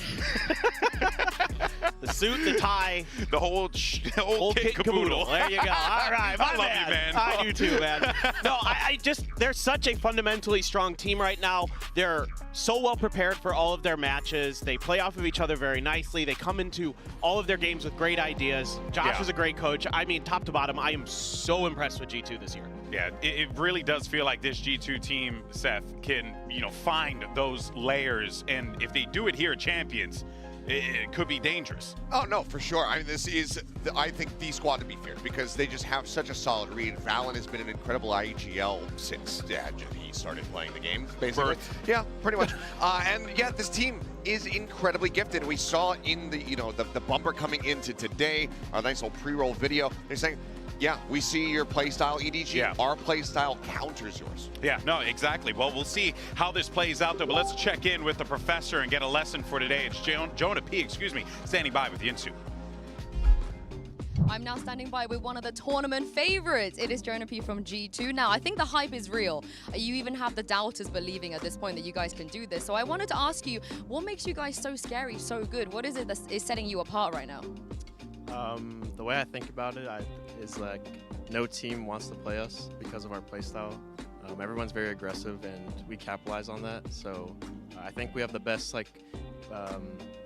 best discipline compared to all the teams. So I think that that little thing makes us different from everyone else. Well, I can't wait to see you on the server today. Good luck. If there is a word that you can associate with G2 Esports, it 100% is discipline because they exude it every single time. In fact, Paper Thin, I know you have a round that you wanted to break down for us on this. What you got? I've got round 17 on Icebox versus PaperX. And so there's a lot of interesting stuff going on here. So first of all, I want to highlight what the situation is coming into. This is just coming off the back of Leaf's 4K on the Eco, where he snuck up behind. Now, they're in a really good situation here with their ults. Oops, wrong button. That's okay, though. Seth cursed you, by the way. He did curse me. He does this to me all the time. He said, don't screw it up. All right, so for real. 3 ults, 1 away. Yeah. For the side of G2. Plus, they're going to opt into an outlaw here because they know that PaperX economy is not good. There's a great reason for that. Leaf also very good with it. But let's start the round. And immediately, I want your eyes to go to the mini-map and look what they ping out. The orb. They're going to prioritize the reckoning here for Valen.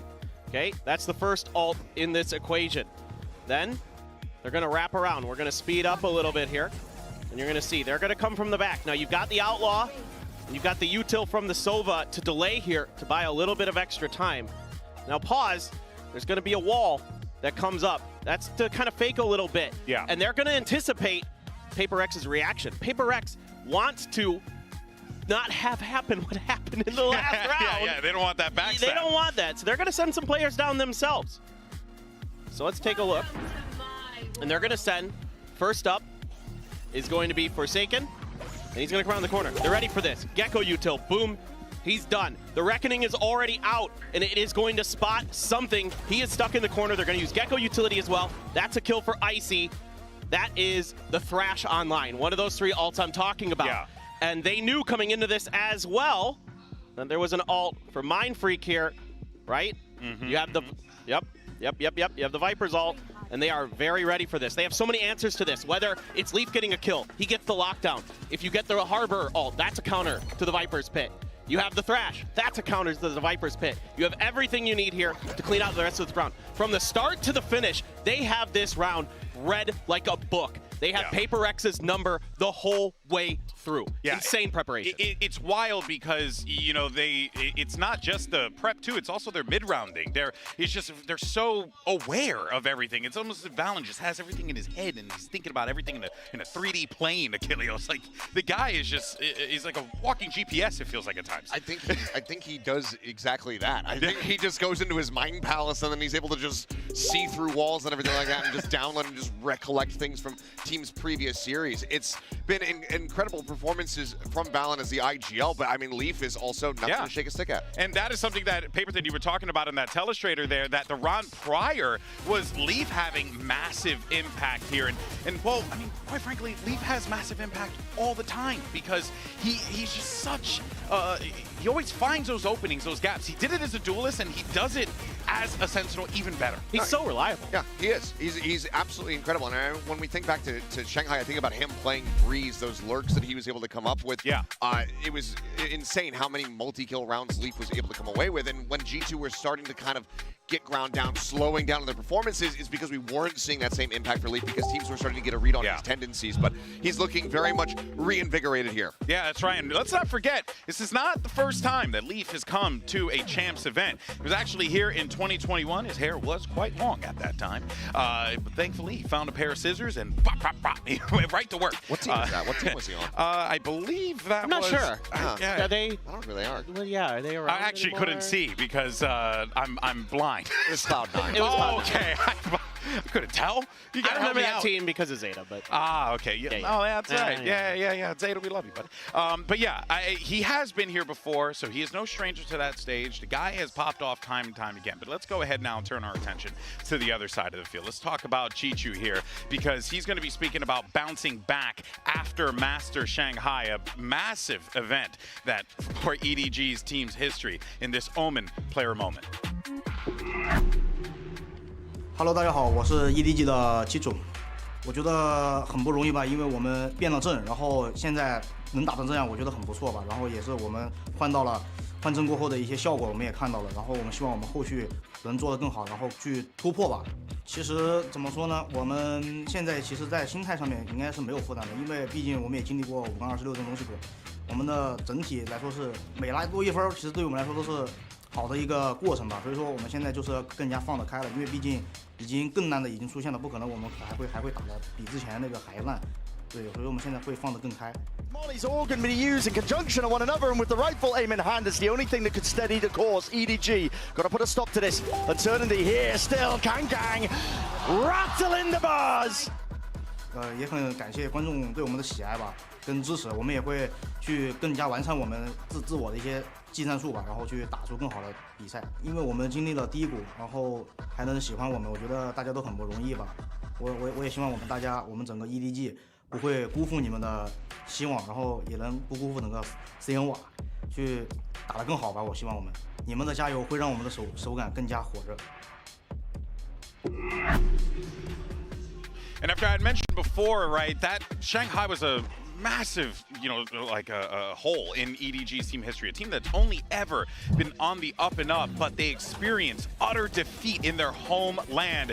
And they're now trying to bounce back here, Paperthin. They're trying to find that mojo again that they had when we were first introduced to this team. Yeah, and that's why they made changes after Shanghai. They talked about how they needed a reset in a bunch of different ways. You bring in Simon, you change the coach, and all of a sudden, you know, EDG still doing what they do regionally, sure, they're winning, that's great, but now they come in internationally and they smash foot, and it's on the back of these two controller players who have been really, really special for them. G2 and Smoggy, absolutely incredible. Obviously, everybody knows Kong.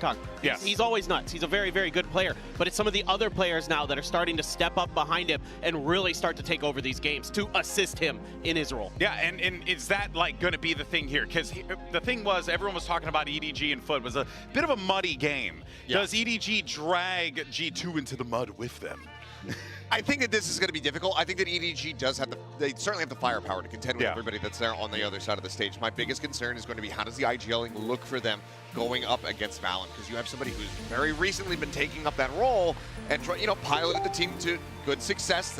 They've maintained their position at the top of VCT China, but Valen has so much veterancy. Does this end up being a Mako v Boaster type situation here, or will this time the veteran IGL be able to win out? I mean, who do you got again, Paperton, on this one? I have G2. I think they're just, they don't fall into the mud. I mean, I took a punt with EDG, but we were all wrong about the first series too, so. All right, well, let's go ahead and see how this all shakes out. We got G2 Esports about to take on EDG. Let's head out to the stage and meet our teams.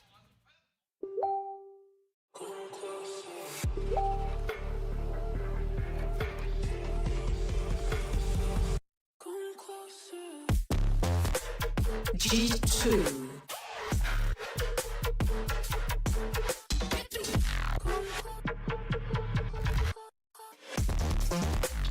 Edward Gaming.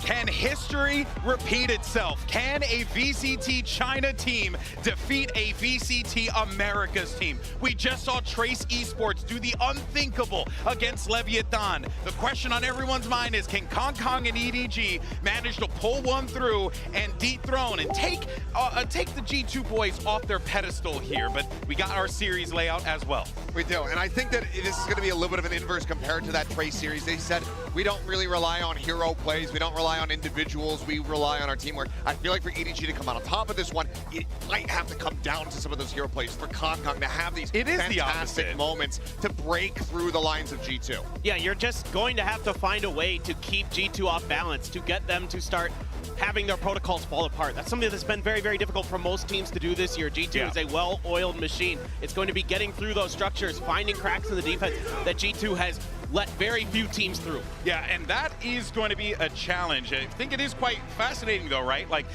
we have been really pushing about the individuals and what they bring to the table here, but as we just saw with Trace, teamwork does in fact make the dream work. So maybe that will be the recipe for success that G2 can continuously lean on, because that has been their whole MO throughout the entirety of the Americas season, Achilleos. Now, it really has been, and right now I think they're looking absolutely red hot. Taking down Paper Rex, they were dismantling them. They were having solid ideas and understandings of exactly what Paper Rex... And that's a team with all the individuals. Yes, yeah. But they were able to go ahead and pick things apart moment after moment. This is going to be a tough one here for EDG, but if they can hit those highs that we have seen from them in the past, I think they're absolutely capable of dealing with G2. It feels like they're on the up and up, and right now we can see a bit of a pivot compared to the last time that they played on Icebox, as Simon's going to be there on that KO. Yeah, I mean, it's just kind of, what other initiator do you want to go with? Which initiator do you want to... Flashinator. I like Flashinator. Flashinator, hey, that's good.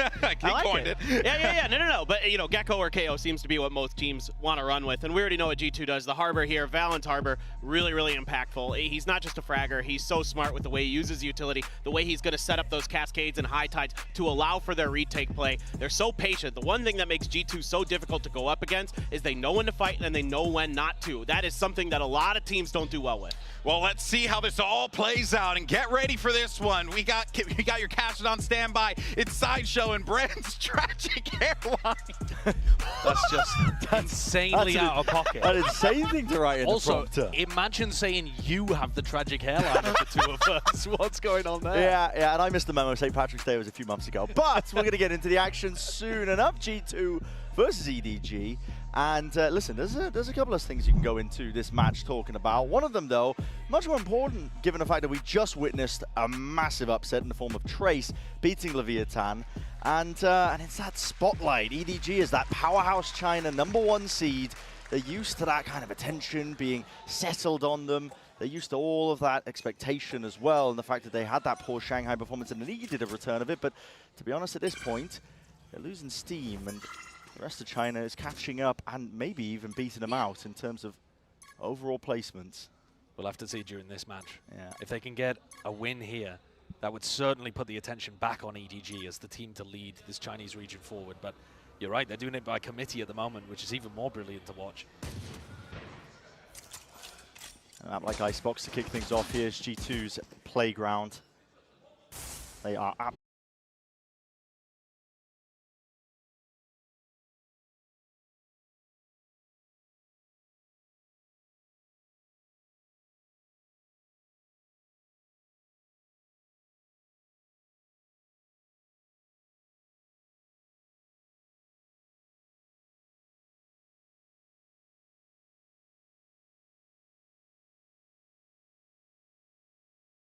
Two left to stand here for G2. EDG with that player advantage. Massively so, in fact, now left down to just Jonah P. This is an EDG fully powered up, fully empowered. A bonus round win.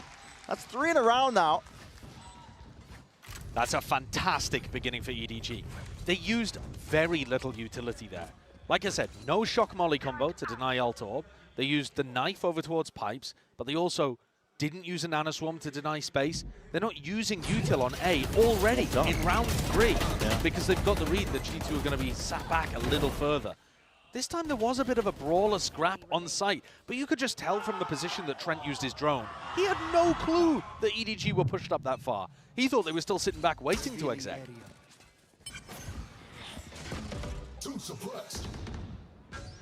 Valen likes to get the read of teams throughout a series. Sometimes G2 will be a bit slow off the blocks or download their opponent as the games go on, sometimes from map to map. I'd agree with that point. They tend to take a bit of time as well, like you said, to download the opponents and make the necessary reads. It was becoming a bit of a chore, honestly, watching them in America as they drop the first map and then just go on to rinse by the time they got to the third. But what that means is if you're a team like EDG looking to secure another massive win for China here today, it's about trying to punish them when they're in that warming up phase, when they're gearing up. You want to get as many rounds on the board as early as you possibly can so that comeback becomes impossible.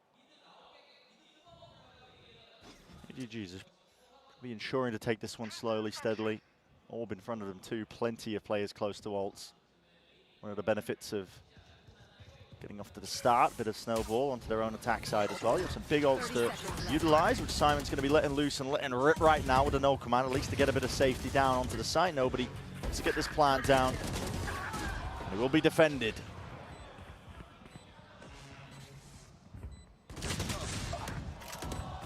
Simple cleanup. Yeah. But a pretty big ult expenditure. It's one that Simon would love to have for the next round. Perhaps a little worried about time pressure there. But they've kept things very, very clean apart from that null command usage. Coming into round 5 here, where they'll have a pit, no real ults to be able to get into the sites. But to be honest with the way that G2 are currently playing, EDG are just kind of waltzing on in there. Not too much of the early fighting, as we've already mentioned. At least when we've seen it drift over towards the A site. We'll see though, G2 also coming up close to a couple of ults of their own, big ones in fact. 2 from the lockdown, Reckoning, Thrash 1 away. Kill could put them onto the board, but G2 have got to start, I think, pressuring at least that they're fighting over A early. Again, the knife just tagging onto the two of them. Pair of players, Valen and Icy. Ordered back, pushed away. And Jonah P is going walkabouts here with a wall in his face as 2 players side by side. Again, a game of time, and G2 are they going to be catching it, looking completely in the wrong direction. No response there to the audio cue of the wall falling. They're already pushed up too far. Leaf falls as well. My.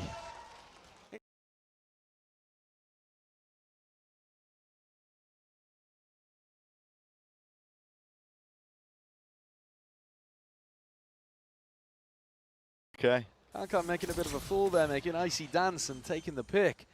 Valen's the final one to pick up the pieces, and it's as likely as anything that he'll take a bullet and have his ult for the next round.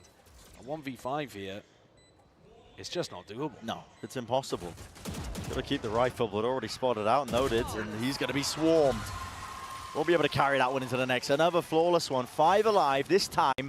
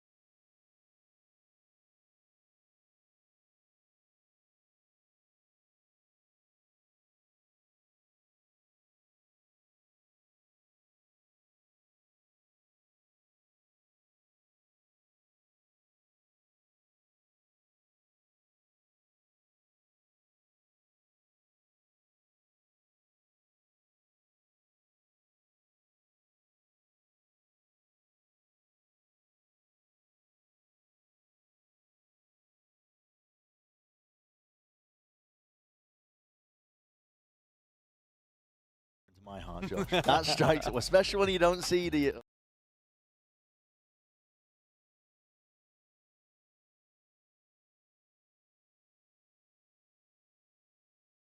For a very long one today. Been here a few hours already. Yeah, buckle in, get some snacks. G2 on the attack side are going to be slow as well. I was and here it waiting is. for it. Confirmation. God, Pansy lands in Korea and this happens, okay. And this will give more time for Valen to be thinking about things. But also, when you've just come out of attack timeout and there's ideas that you want to implement, that's frustrating. Yeah, definitely is. Gives them a bit more time, though, to think it through. We'll see, find out a bit more information in terms of what exactly is going wrong. Yeah, and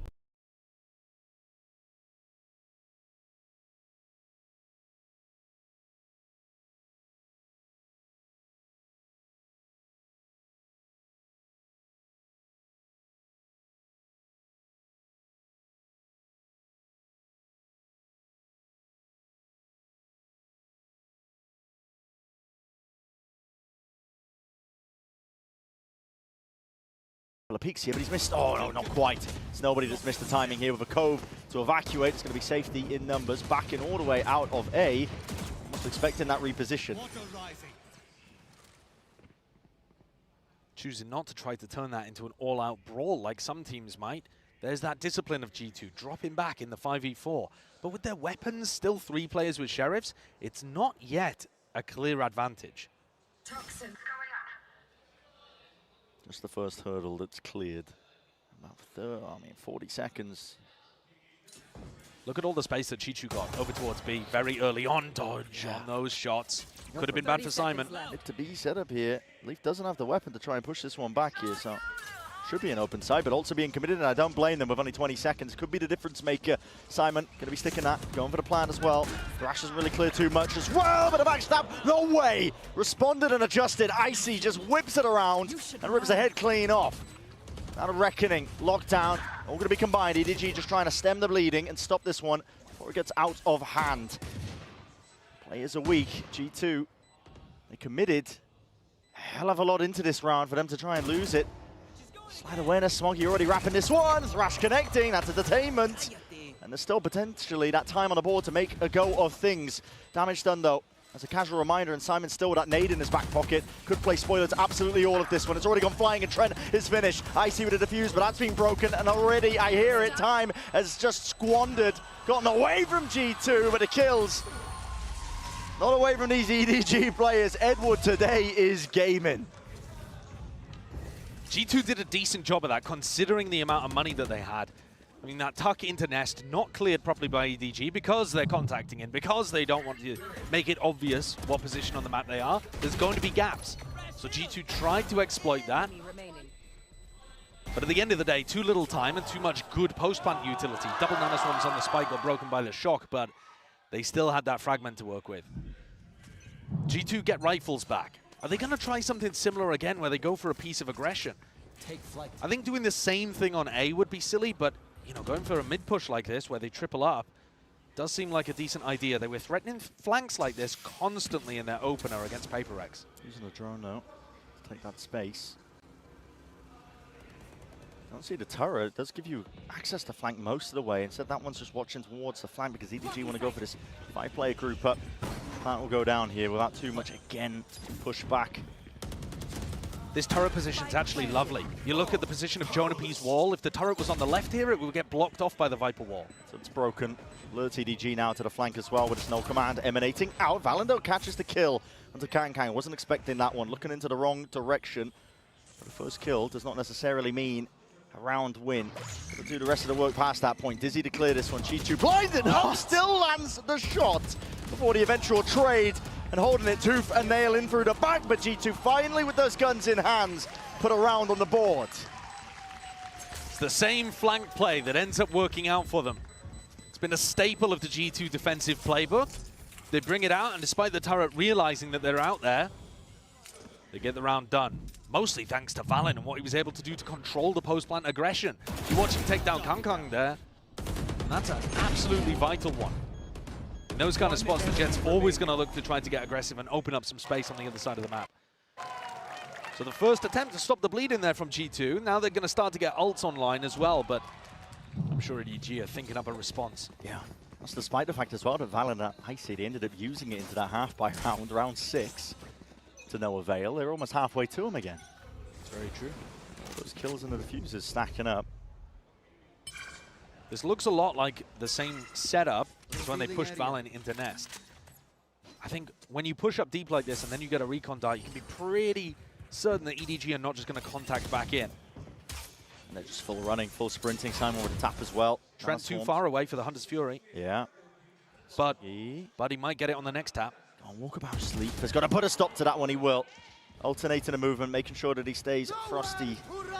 Aware of all these possibilities. Chichu is being caught out of position. Hunter's Fury, at least to relieve that pressure, does not do enough. So with Chichu dropped, that's 2 players now down for EDG.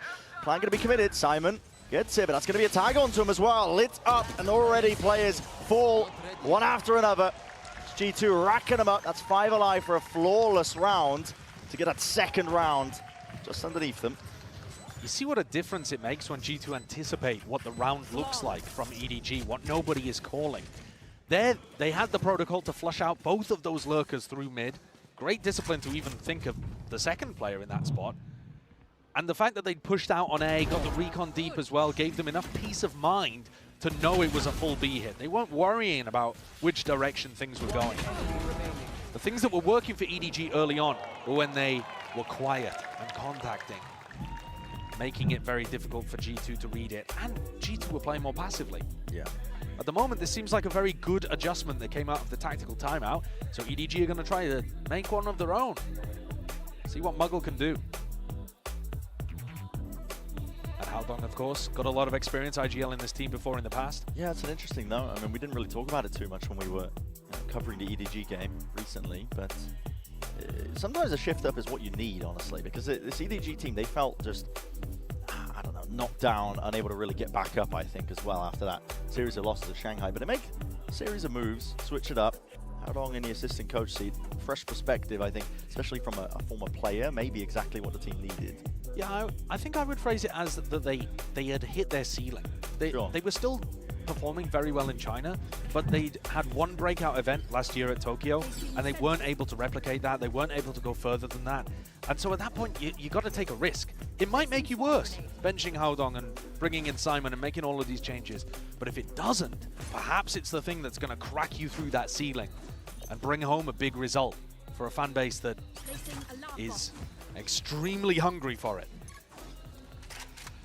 And now they're in a race with the rest of the Chinese teams by the look of things to crack a big result here at Champions. Yeah. This knife just unable to get broken early off the rip here that Simon keeps throwing out, so he gets the tag and the information. But it doesn't push G2 back. G2 still get good information. And this is not A. Yeah. Yeah, this usage of the recon dart, stuff like that, it's basically exactly the same round that we just watched. Last time, the wingman got denied by the nanoswarm from Leaf, and then you had ults ready to deny. I could see a very similar round happening here unless EDG have got something different. Well, the shock's a good first thing that's different. To count the nanoswarms. No longer a problem for them. Again, a lot of walking up behind these walls and underhanded flash. Simon wants to make a play for this one. Leaf was tucked though, and there is safety there, but not for the respite of the rest of his team. They couldn't quite follow up on all of that, so he's going to get traded. Tag up into the back. Thrash now followed through, straight through onto the side, but broken just before the detainment. Onto the high ground, Kang. He's getting quirky with it in terms of trying to play this spacing and timings as well. He's already flanked straight through, and Icy, he had a knife out, just was not expecting it. Deep dart. Now to follow off of it. Trent is so damn concerned now. All these players, because Kang is ripping them to shreds, man. What a great adjustment coming out of the tag timeout. Obviously, great individual play from Kang too, but I got to give credit to Muggle and Haodong. We were just talking about how good the tag timeout was from G2.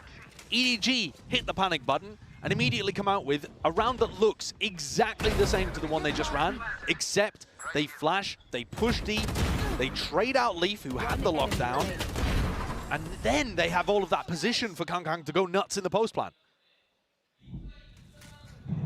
This playstyle of EDG, it is almost hard countering the fact that G2 don't really have a natural. Oh, that's unfortunate. That's really bad in this patch. Yeah, we won't talk about that. Yeah, you are not going to have any smoke for mid now. It's a good job that they break the turret, otherwise that would be giving permanent mid info. Yeah. Well, the point I was just about to get on to is that there's not necessarily a natural op carrier on the G2 side. Something to punish, I think, a lot of this contact play that EDG are going for. It's a great point. Icy, even when he plays Duelist, doesn't pull out the operator too much. He is almost the opposite of Kang in many respects. Yeah, he definitely is. Not leaning into it. Although Kang's rifling definitely been on the up and up now. A year plus, to be honest. And again, that contact play style, just walking all the way up. Shot dart again is good. Dash is active, but it's going to be dissipating. No value to be had, just walking most of the way up. Another plant down, shock darts are missing. So there will be no pushback, and there's that extension into round 10 now. Kang's playing for this, trying to deny the lockdown. He knows what to play for, just needs some supplemented utility as well. I can hear the footsteps, lovely sidestep. Just rips to it ahead, clean off G2. Have no chance in hell to keep playing this one. Spam through the box, Leaf is lucky to be alive. He'll be backing all the way away. Needs to be defended here. They want to keep these guns. This G2 team that's normally so good at shutting down superstar individual players. They just cannot deal. I mean, cheeky. They cannot deal with Kang. What we're getting from Kang in this map so far, it's Tokyo. It really is. It's given Tokyo. Is Tokyo. 12-4, top of the scoreboard. Not just for his team, but top of the leaderboard overall. Yeah, and not just the kills that he's getting, but here, completely denies a lockdown opportunity, completely shuts down G2 trying to trade him out. You know, he's facing two players so often and killing them both. And that's going to win you rounds. G2 are going to be desperate to salvage up any rounds that they possibly can before they get into that second half here for round 11. At least they do have the Viper's Pit in the back pocket already offloaded. Down through B main, one less thing to worry about. But the money isn't too good. Only a couple of players with the rifles, so you're looking at Icy, Val, and Jonah P to do the damage.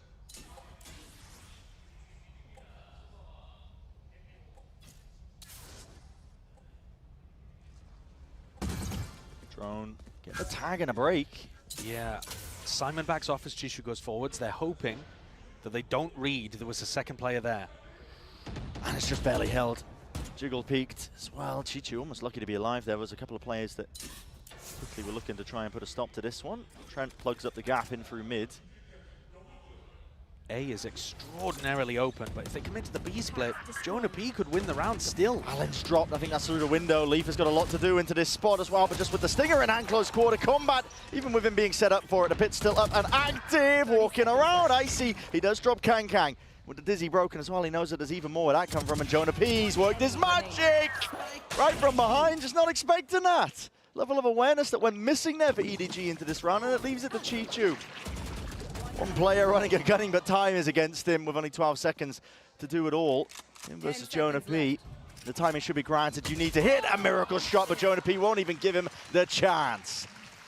That is brilliantly played by Jonah P. He gets out of his pit for a kill over towards Orange, and that makes the rest of EDG think he's still playing on site. He manages to duck back inside his pit. That kill there. Yeah, that kill is just so big. He manages to duck back inside his pit, and then they don't realize he's somehow managed to loop-de-loop behind them and picks them both up from behind. He's called the Professor for a reason. And that was locking down B with a Viper's Pit 101. Learn. Yeah, I take that class. Wouldn't do me much good, but I'd take it. I think the classes are normally more generalized than that. Yeah, it's that's extremely incredibly specific one. for an opener. Yeah. Egotistical professor. I mean, we've all been there. Not me. Didn't go to university. I got kicked out. It's round 12. And there's big ults online for G2 here. Again, going for this re-clear into mid. They've been doing this quite a lot with the drone.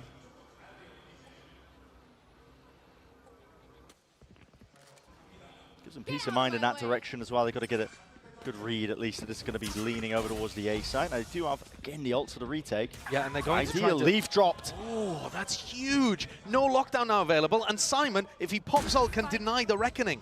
He's just got to get the timing right here. You should run. And locking down one avenue as well. Lockdown's going to be just dropped straight into the center of the site with his flank. They're going to be pushed out into all these extremities, and Smoggy is left to watch most of this one, ducked, crouched. The peak timing is absolutely everything. And Smoggy delivering death blow after death blow and toying with his food at the end. He knows that he's essentially wrapped this one up.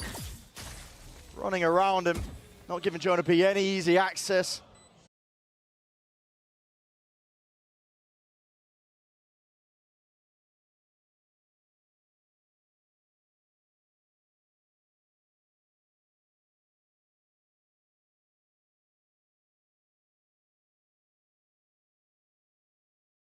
The way that they played around the ults in that final round completely outplayed G2.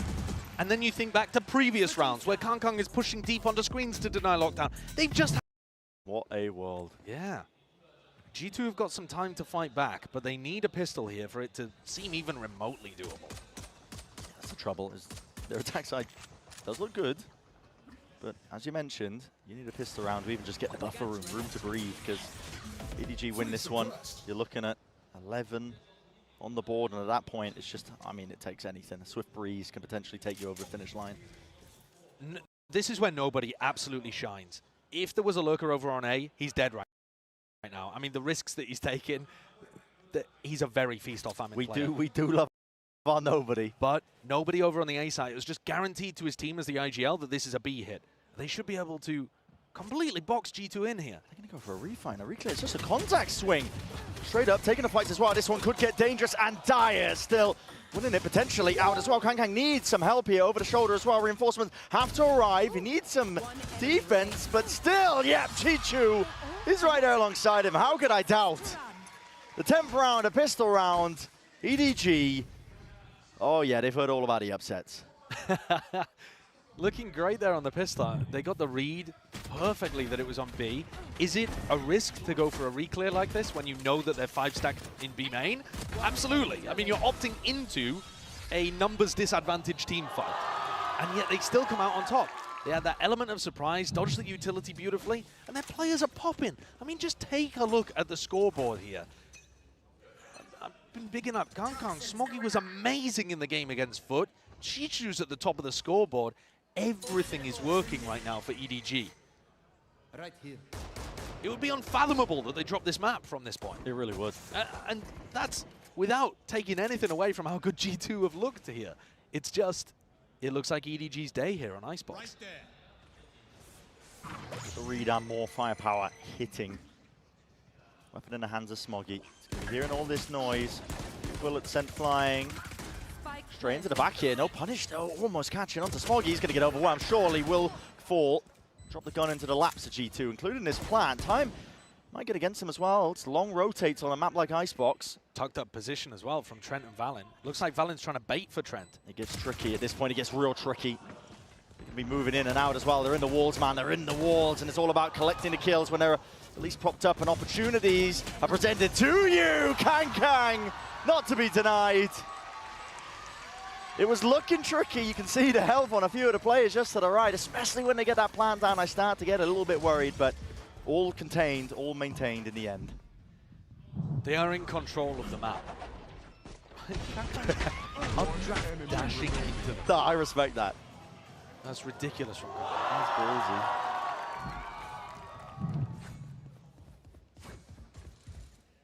Oh.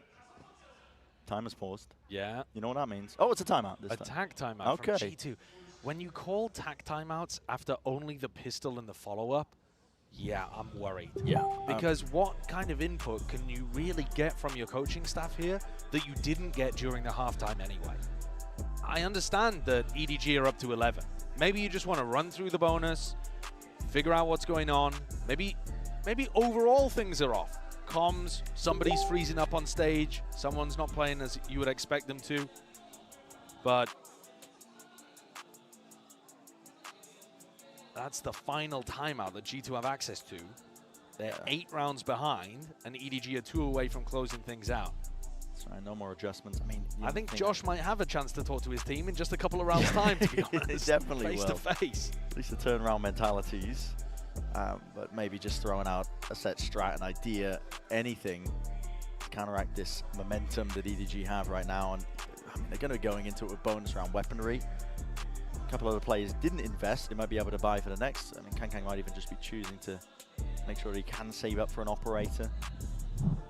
It's very unusual the way that this map has played out, not just because it's a map that G2 are great at and EDG have looked a bit rough on in China, but also because G2 have all year been excellent at shutting down individuals that meet them one by one and get double kills, get multi-kills on them. They are very, very good at trading that out. We have seen so many multi-kills so far in this map.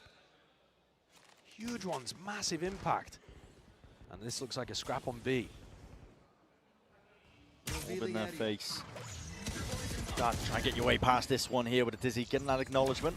It's G2 send a couple of bullets through. Do collect the one, drone as well on top of it. Kang has to respect that.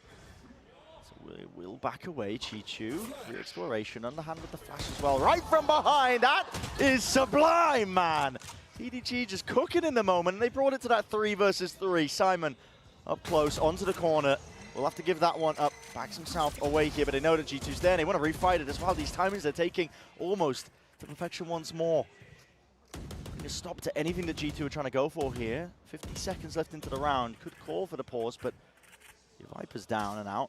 Can't even wall up and just try and fake like you could be rotating, faking like you could be walking up. Valen's hard committed, bodies and shoulders peeking out wide. In the danger zone here though, Chi-Chu just overcommitting here, and Valen's the one to at least put a stop to all of that nonsense. 30 seconds left. Simon now, last one left. First one's good. 2 more players to deal with. It was just a slight tap as well, and doubled up side by side, jumping around the corner to set this one up. Simon, a wonderful job to try and isolate these fights out, but only 2 bullets left to work with. Before he has to commit to the reload, and with the wide swing in the face, that bullet just will not land. So G2 get to stay and compete, at least on Icebox, for a little bit longer. First time, actually, that we've seen EDG go for one of those defensive reclears or like a piece of aggression that is, I think, risky. We've talked about it being risky in previous rounds, but this is the first time that they lose it. Normally, they've still been winning out these situations, even when they take fights out in the open, trying to force the tempo up against G2. They would have to... They would have to take risks like that and lose it so much more, though, for this map to become even close. Not again! Well, I mean, that's just 1 for 1, isn't it? Smoggy did it. No way. Why not for Jonah P? Brutal. See, the thing is, people are going to say that Jonah P's rattled in that situation, even though Smoggy did it earlier, and yeah, you know, he when was they were dominating, massively leading. Oh, yeah. Not everything's fodder for the armchair analysts, but it is for me. Ready to pick it apart. What 2,000 years of Roman war can teach you. This Kang is hyper committed. He's got nobody alongside him here. The Z connects though. They should know he's up top, and the dash will not save you. Nobody. Again, seeking to at least potentially get a few more kills. All for naught. 2 of them dropping. Drone as well. Simon was seeking a timing, but now he is just fully committed once more into the corner. Chichu responds, vacuuming up that space, but he's traded in that discipline, rearing his head to G2. He was singing the praises, expecting that level of play from them. It will grant them at least a round winner. It looks towards it. I mean, there's no real chances for Smoggy in this spot. There shouldn't be an opening. And I do like that you highlighted that discipline, because you could see that spacing super, super tight. There it is. Beautiful as well, again there, yeah, as Trent swings, freezing that player in spot so that Jonah P can get the backstab. G2 were trying to do these things earlier on, and the individualism from EDG was shutting them down. They were also slightly off, just ever so slightly, in terms of those multiple swings and timings. I mean, there's a pretty big difference between getting 2 players, one trying to trade, and Simon there getting swung with 4 at once. I heard the crowd go, oh. Shh, keep it down. Oh. I mean, you can't ask the crowd not to react when you bungle something at the beginning of the round, man. They're just going to do that. That's funny. That EDG. is funny. Lighter weaponry here. Went for an attempt. Nobody will not give up this space either. In fact, the rest of EDG alongside him. Very pushed up through A main. Looking for a play. With the peak though. Turret did not get broken. Yeah, both turrets actually staying alive throughout this round. The weaponry doesn't really seem good enough here, but if Chichu can bait so that they don't think about Smoggy. And also, I mean, EDG have got the hardest read in the world, of course, with Kang getting all this space. Now he does get dropped here, but a pop flash play. Already going to be going live and active into it. Phantoms in hand. Jonah P will offset most of it. Yeah, amazing from Jonah P again. There are a lot of threats in that round that EDG throw out. I mean, obviously there's Kang on the flank, which Leaf shuts down, but like I said, that duo play between either Chichu and Simon, and then trying to set up Smoggy, who had the stinger. Jonah just swings kind of behind a few of the rest of his pack and takes them both down. He's anti-flash, deals with them really nicely there. But Valen did use Reckoning, so they're not saving big ultimates for big moments. They used the Thrash when they were in a 5v3. They used the Reckoning on an anti-eco. They're not feeling comfortable enough here, G2, to save the ults for when it matters. And right now, this round really matters. Can't blame them. EDG are up to 11, but you are right. Sometimes you have to take flight. Stretch whatever resources you have. Really quite thin. Drone tags onto the one with a Dizzy as well, so nobody knows that there's 2 players here. Despite that fact, he's not backing away. Wants to take the up-close angle.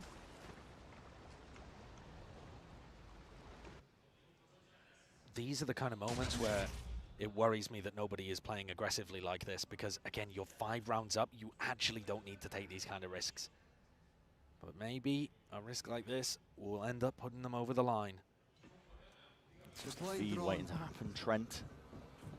Okay, drone's going to be used as well, so nobody will get the hell out of there. Lockdown's going to be used as a response to this. EDG going to be... They have Sovereign.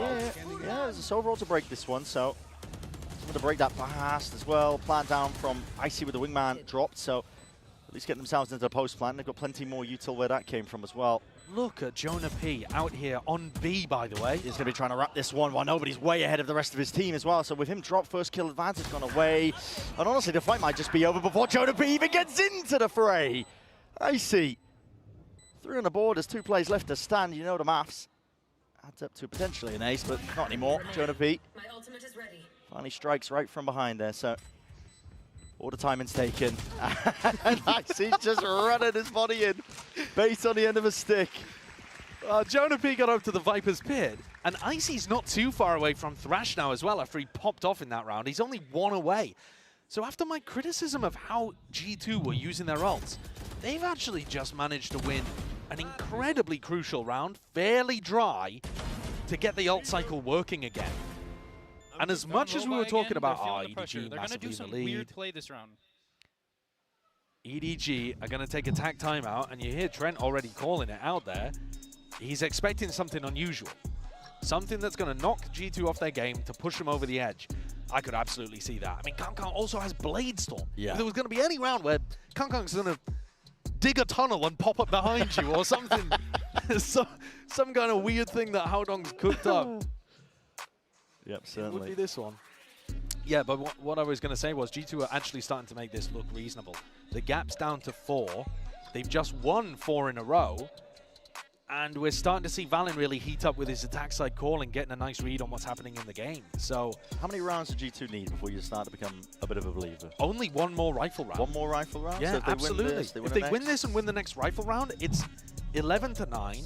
Probably EDG have used a lot of their ults, and then it's insanely, it is game on at that point. Obviously, 2 more rounds is not the easiest thing in the world for G2 to be able to string together. That would be 6 in a row. But let's keep our focus in the here and now, because Trent was expecting something silly, something weird. About to find out if EDG have been cooking with it. As you mentioned, there's a Blade Storm here in the mix for Kangkang. Could be holding on to this one. The defensive setup, though, hasn't really shifted that much. I mean, EDG not going for any stacks onto various sites here, just going for the same old, same old. It's just nobody playing over towards A, mid, locked down by Chichu. They're keeping a very confident read that G2 do not go A early on. You see that the A site is pretty open almost all the time. It's only nobody holding towards there. This looks like very specific prep they've done against G2 and Icebox. Yeah.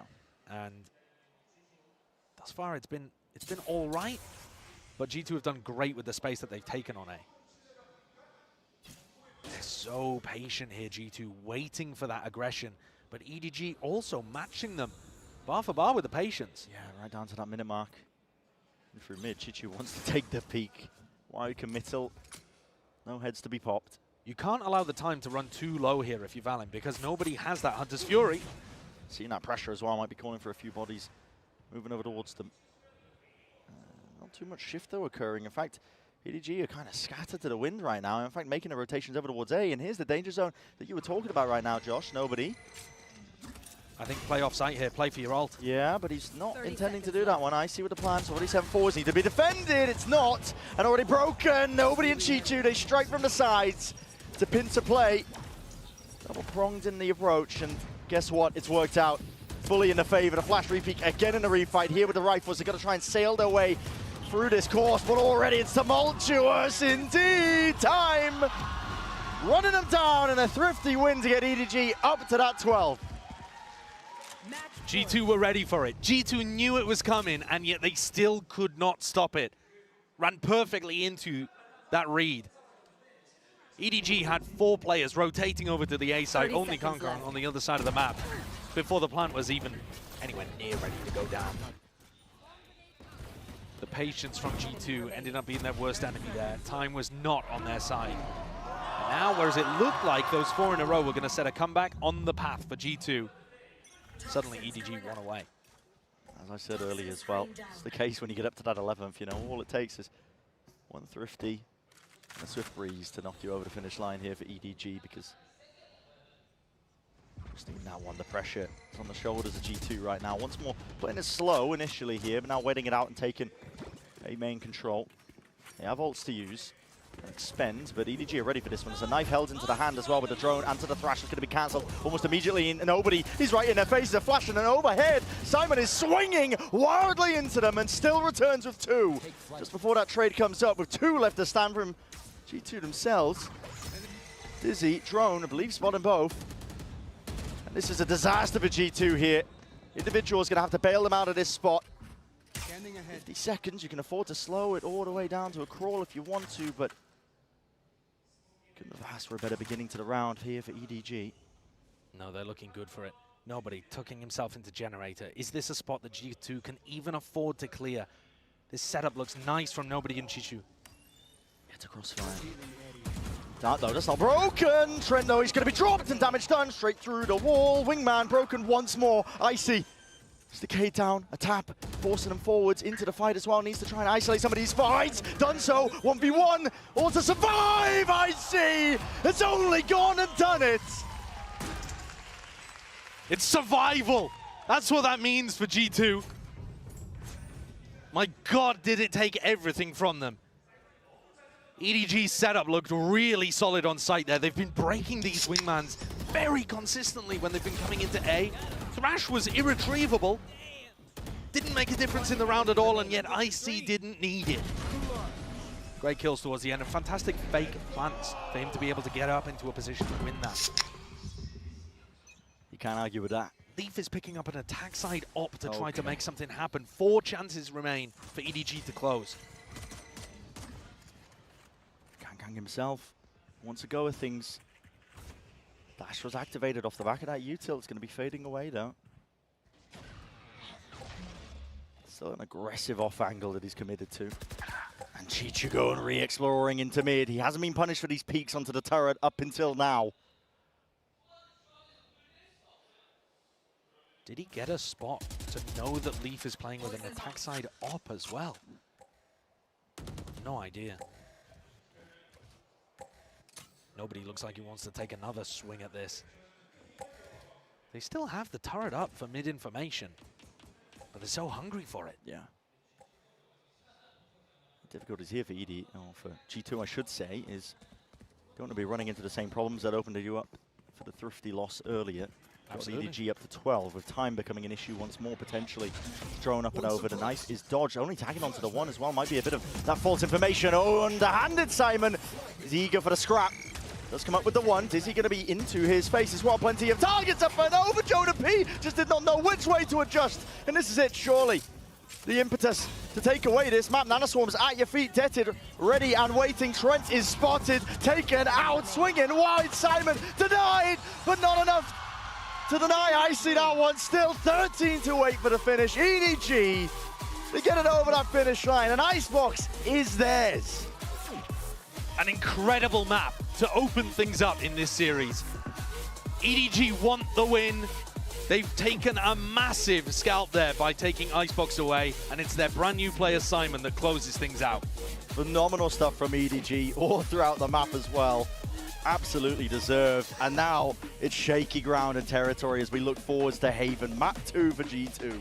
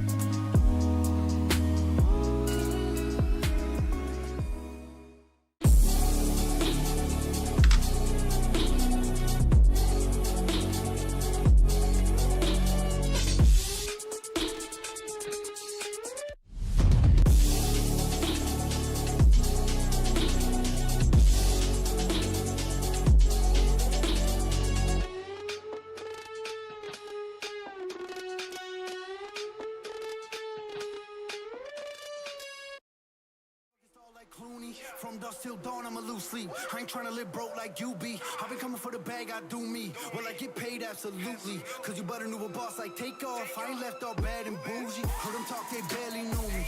I ain't let no stranger fool me. When I came in the game, y'all showing that fake love. I ain't look past your jewelry. Now this ride is foreign. Every whip I drive imported. Anybody know me, they know. For this game, no, I'm dying for it. I'm on now. Give me that crown, yeah. Ain't nobody out here really wanting with me. I'm going hard while you falling asleep. I got it all cause I deserve it all, y'all. Just being honest, they don't wanna see me honest. I'm taking over this game now and that's a promise.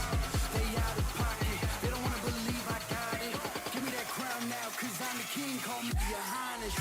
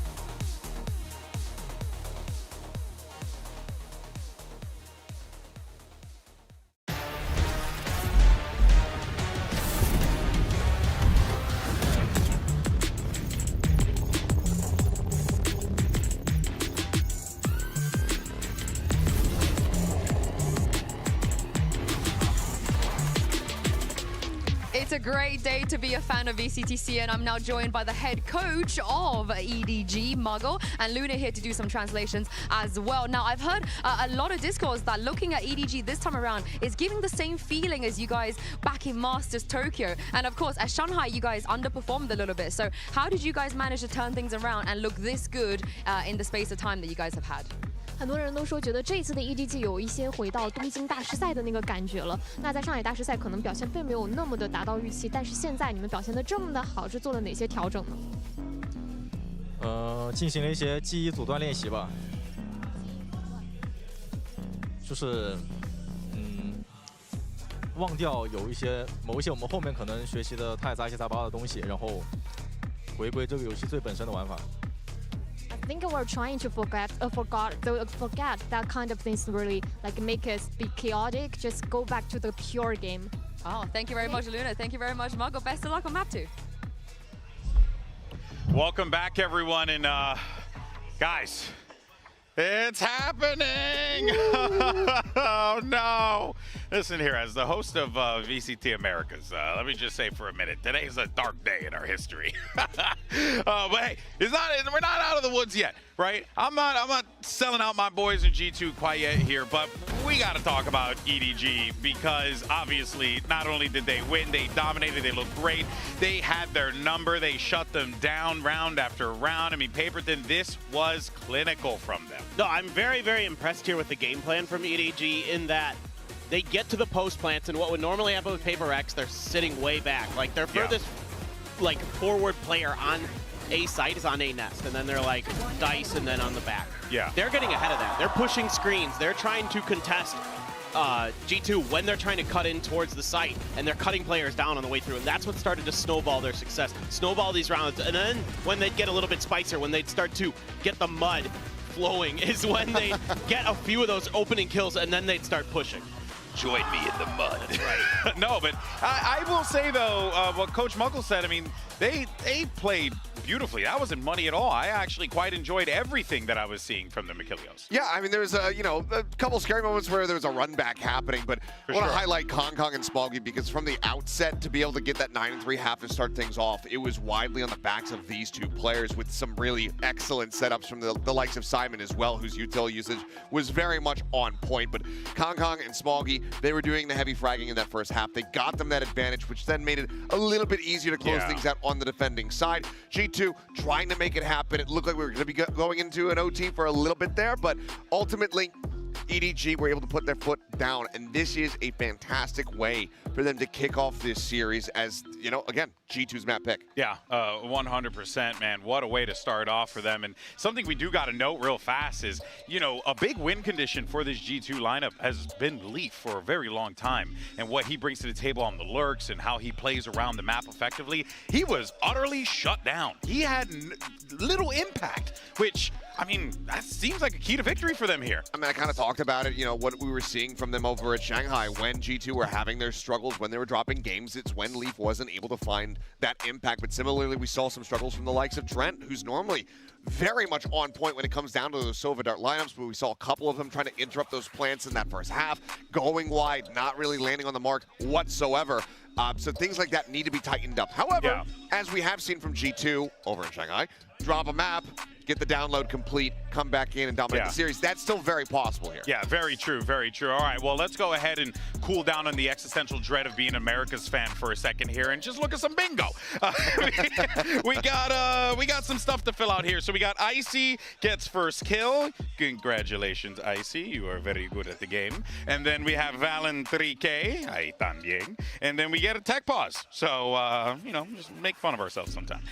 So we're so close. G2, brother, come on. You gotta clutch it out. G2 just needs to win a map. I mean, if G2 can get the win, if Clove gets picked at all, or, you know, there's a couple different things. Team Ace would help. We're hoping for the G2 map win so we can get bingo. I think it has to be the series one. Oh, it doesn't?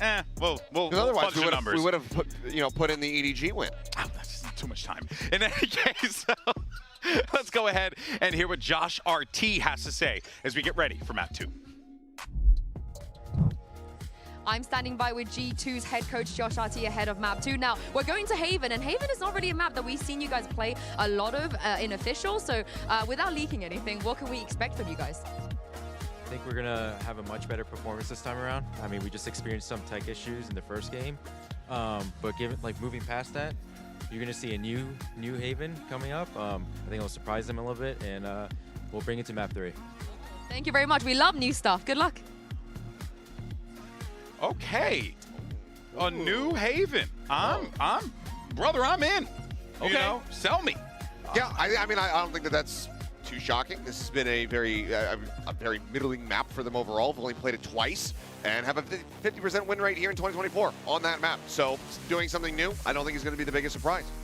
Yeah, I mean, they were just running the stock standard Haven comp, right? Like the breach and everything that you would normally go, the KO, Sova, all that stuff. So this is going to be interesting. If he says they have something new cooked up, what does that mean? That worries me. Do we have a Neon in there, maybe? A lot of teams are leading into Neon comps. Whoa! Okay. Or the Yoru. That's the other one. Okay.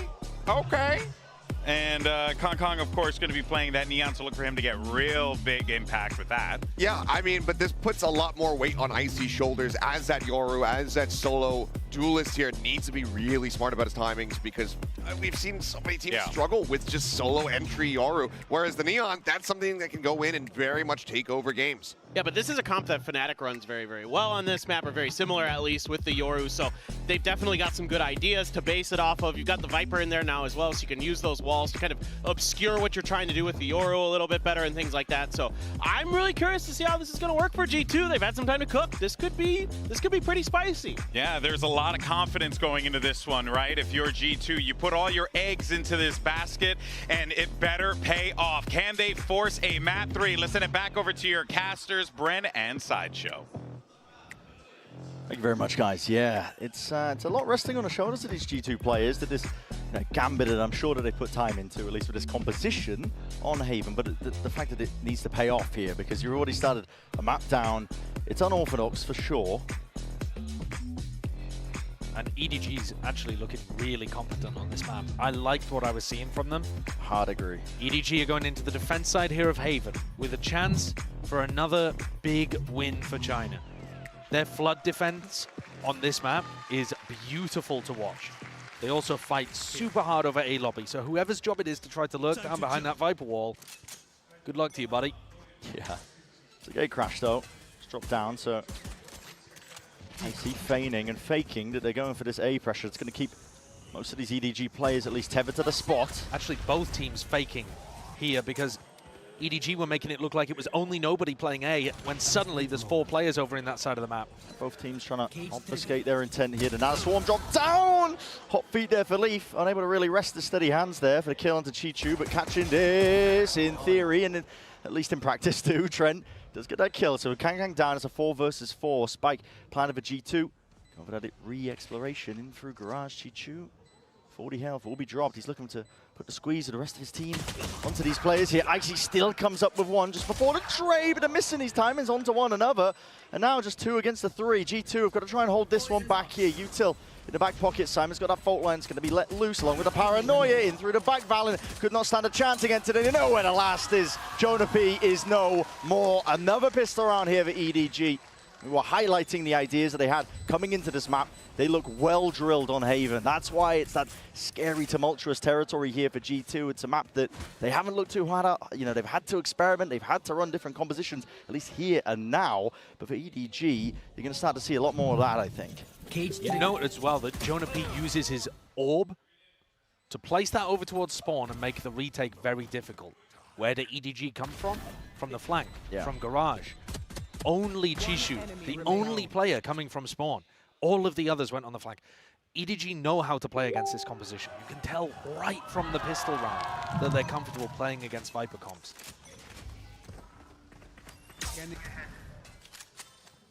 Smoggy potentially going to be tested here.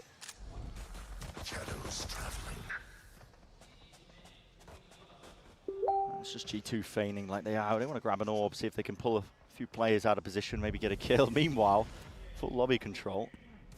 Nobody's holding onto the drone like, do I use it? What's going on?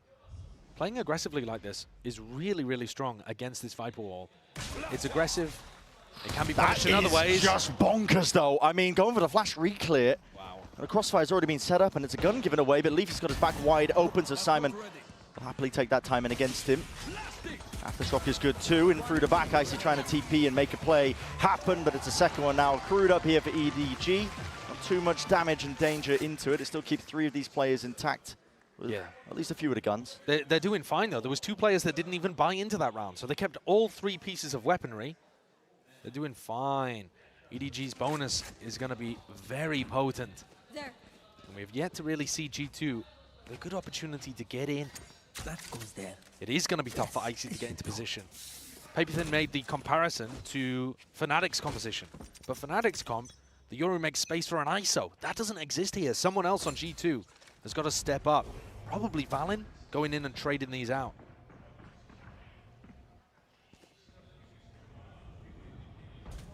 The sound bait here out towards A lobby. Still making it feel like it's only nobody home on A. That fault line still being held by Simon. A little bit of mid-rounder, making sure that they can break some of this util. It's drone forwards and through B. All the trips going to be dealt with here. We're barely down into the minute mark. It's good defaulting. Oh, Simon, what are you going for here? You silly Billy. Dropped, man. He's taking risks to try and get that mid-round information. Stun connects, but Leaf's covering over the shoulder. All it takes is a few bullets to drop down Kang. That is an enormous risk. Just a hard read that G2 were going back and going into an A exec. Smoggy barely spotting the shoulder on either side here. He is the one in danger. So at the end of the day, you got to take risks. It's a good paranoia. Doesn't connect onto too many more of them as well. They want to make a good go of things here, but Trent's going to be swinging this with the might of the rest of his team, and they do put a stop to any sort of bonus round aggression. Well, that's a lot of economic damage done towards the end there, though. I mean, considering the way that this started with G2 fully in control, map control all over the place, breaking all of the Cypher utility, like very good slow defaulting, the thing that you come to expect from G2. And it baits out that push from Simon, which was absolutely ill-advised. Considering that's how the round began, the fact that they've done serious damage to the economy. It's not too bad. Light armor on 3, Bulldogs on 2. That's a really solid bonus in the end, results-wise, for EDG. Toxins going up. Probably going to be seeing more of the same here from G2. Real cautious at the beginning. EDG fully disrespecting A lobby, just walking all the way up. Now they hear the Euro all popped up, and G2, he wants nothing to do with it. Orb over the top as well. It's just straight from the lineup, but EDG players going to be trying to evacuate into the arms of Leaf. Already sucked up position in through garage here. They hear the footsteps as well. EDG just crossed up, nobody not expecting, like Leaf could already have repositioned there. Fake into the TP, Kang. Not going to be setting his eyes there for long, but not also going to be winning out the fight. He's going to be dropped. And at this point, with just Simon and Smoggy left alive, forced to save these rifles. And Simon's petrified. He thinks that Leaf is going to be coming around behind him. In his head there, Leaf was just pushing out garage, and Leaf is going to be popping out of, you know, window or pushing around behind him. He thinks he's fully stuck in that spot. Now, obviously, we can tell that Leaf had decided not to take that particular snack and had gone off in a different direction to make sure that the post plant was secure in other areas. But yeah, EDG getting a little stressed out in these final 2 rounds with the correct ways to respond to things. There was a beautiful insert, though, from Valen's calling to get Leaf into that garage window position. That was lovely. But what we've seen from EDG in China is that they enjoyed flood defending on C. And that means that Chishu, Smoggy would hold their ground on C, anchor the site, and other people would come in to reinforce that. Now, I think one of the reasons that they are feeling like they can't do that here is because they've got 3 people defending A very late into the round, because they can never be sure that A is clear. You watch the way that EDG defend on the A site, they're holding the fault line, they're holding the stuns, they're not actually going for early round flushing out A lobby. Valen's walked straight past, there's no TP necessary, nobody punished for the hubris. Yes, it is these weaker weapons in the hands of these EDG players, and they want to try and make usage of them, but to their own dismay. Spike drop. Time to jump. Decline. Yeah, I think you're right on the money as well, talking about that kind of push and pull from EDG, where the defense onto A, it's going to be weaker. Kind of looking to do some damage. Yeah, it's not necessarily weak, it's slow. I think that's the biggest issue that EDG are currently having. In an ideal world, they would want to flush out A lobby, clear it out, and then get back to doing what they're doing on the rest of the map.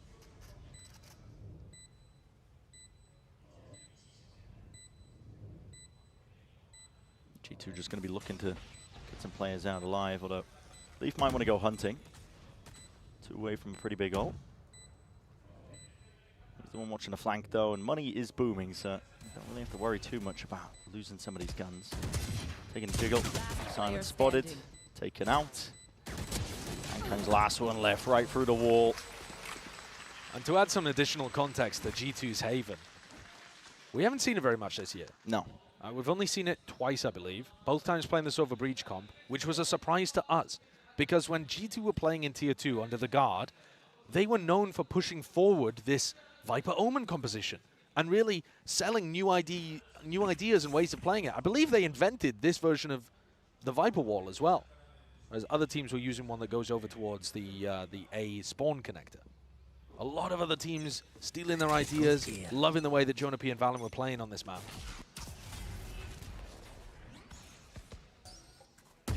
You're already seeing the difficulties for EDG to get a handle on that A lobby control. Unless they fully commit with bodies and a bit of utility to clear it out early. The Viper Wall. Deploying drone. Yeah, I think nobody needs to be using his drone from short to clear out that area while someone else jiggle spots A long. This is a mistake I think that a lot of people make against this Viper. Certainly one the Sentinels made when they were playing. G2 right now, they're fishing for a couple of ults to be used, misused by EDG. They've got a lot in their back pocket.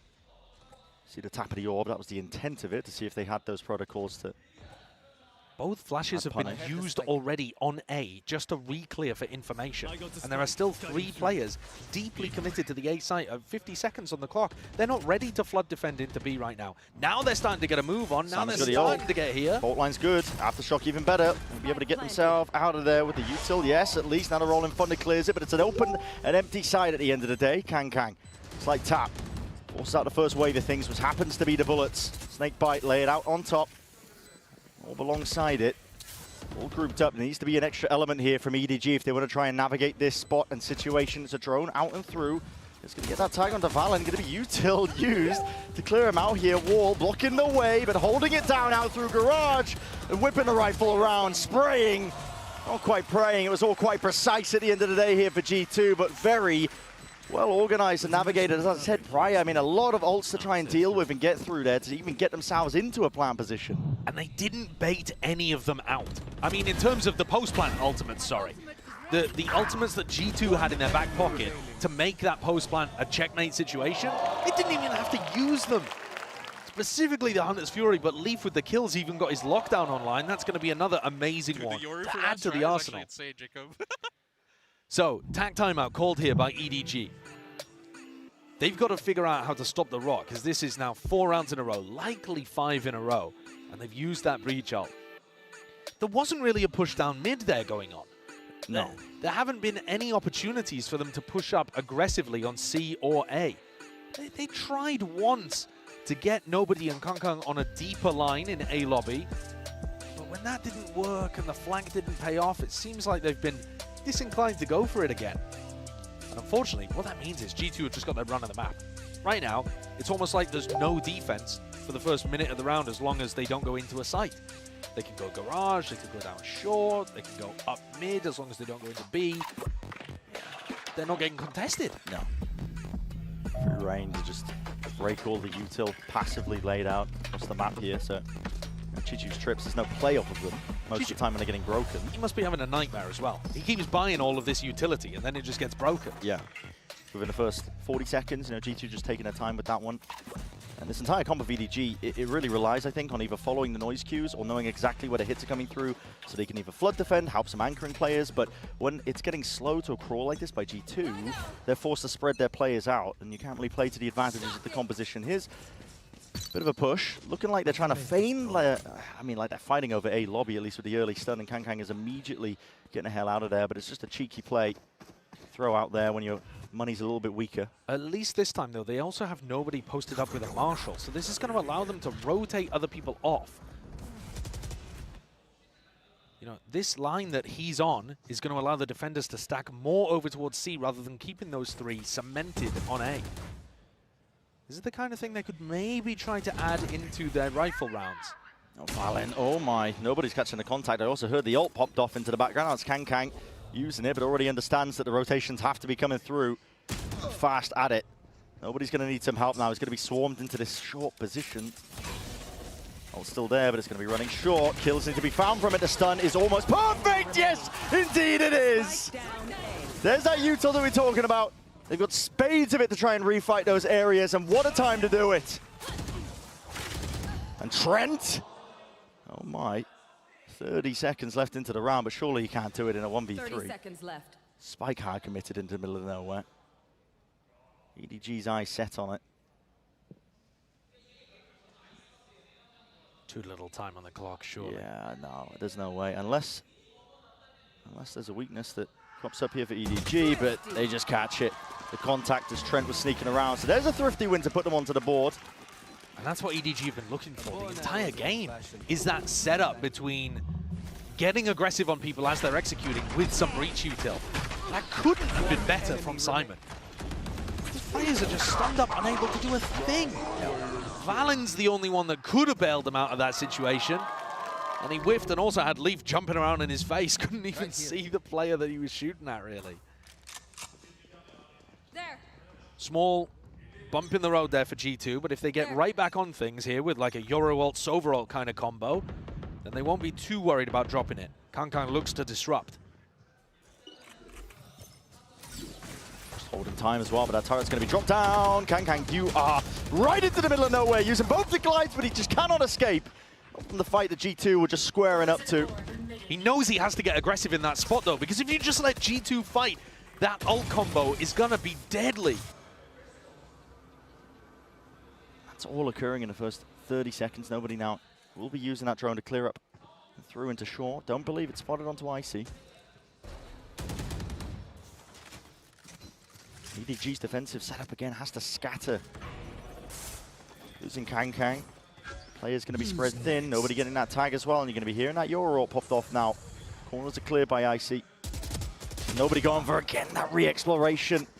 It's a risky play that does not pay off for him. EDG will go for it just to, you know, poke, prod, see if they can get a pick.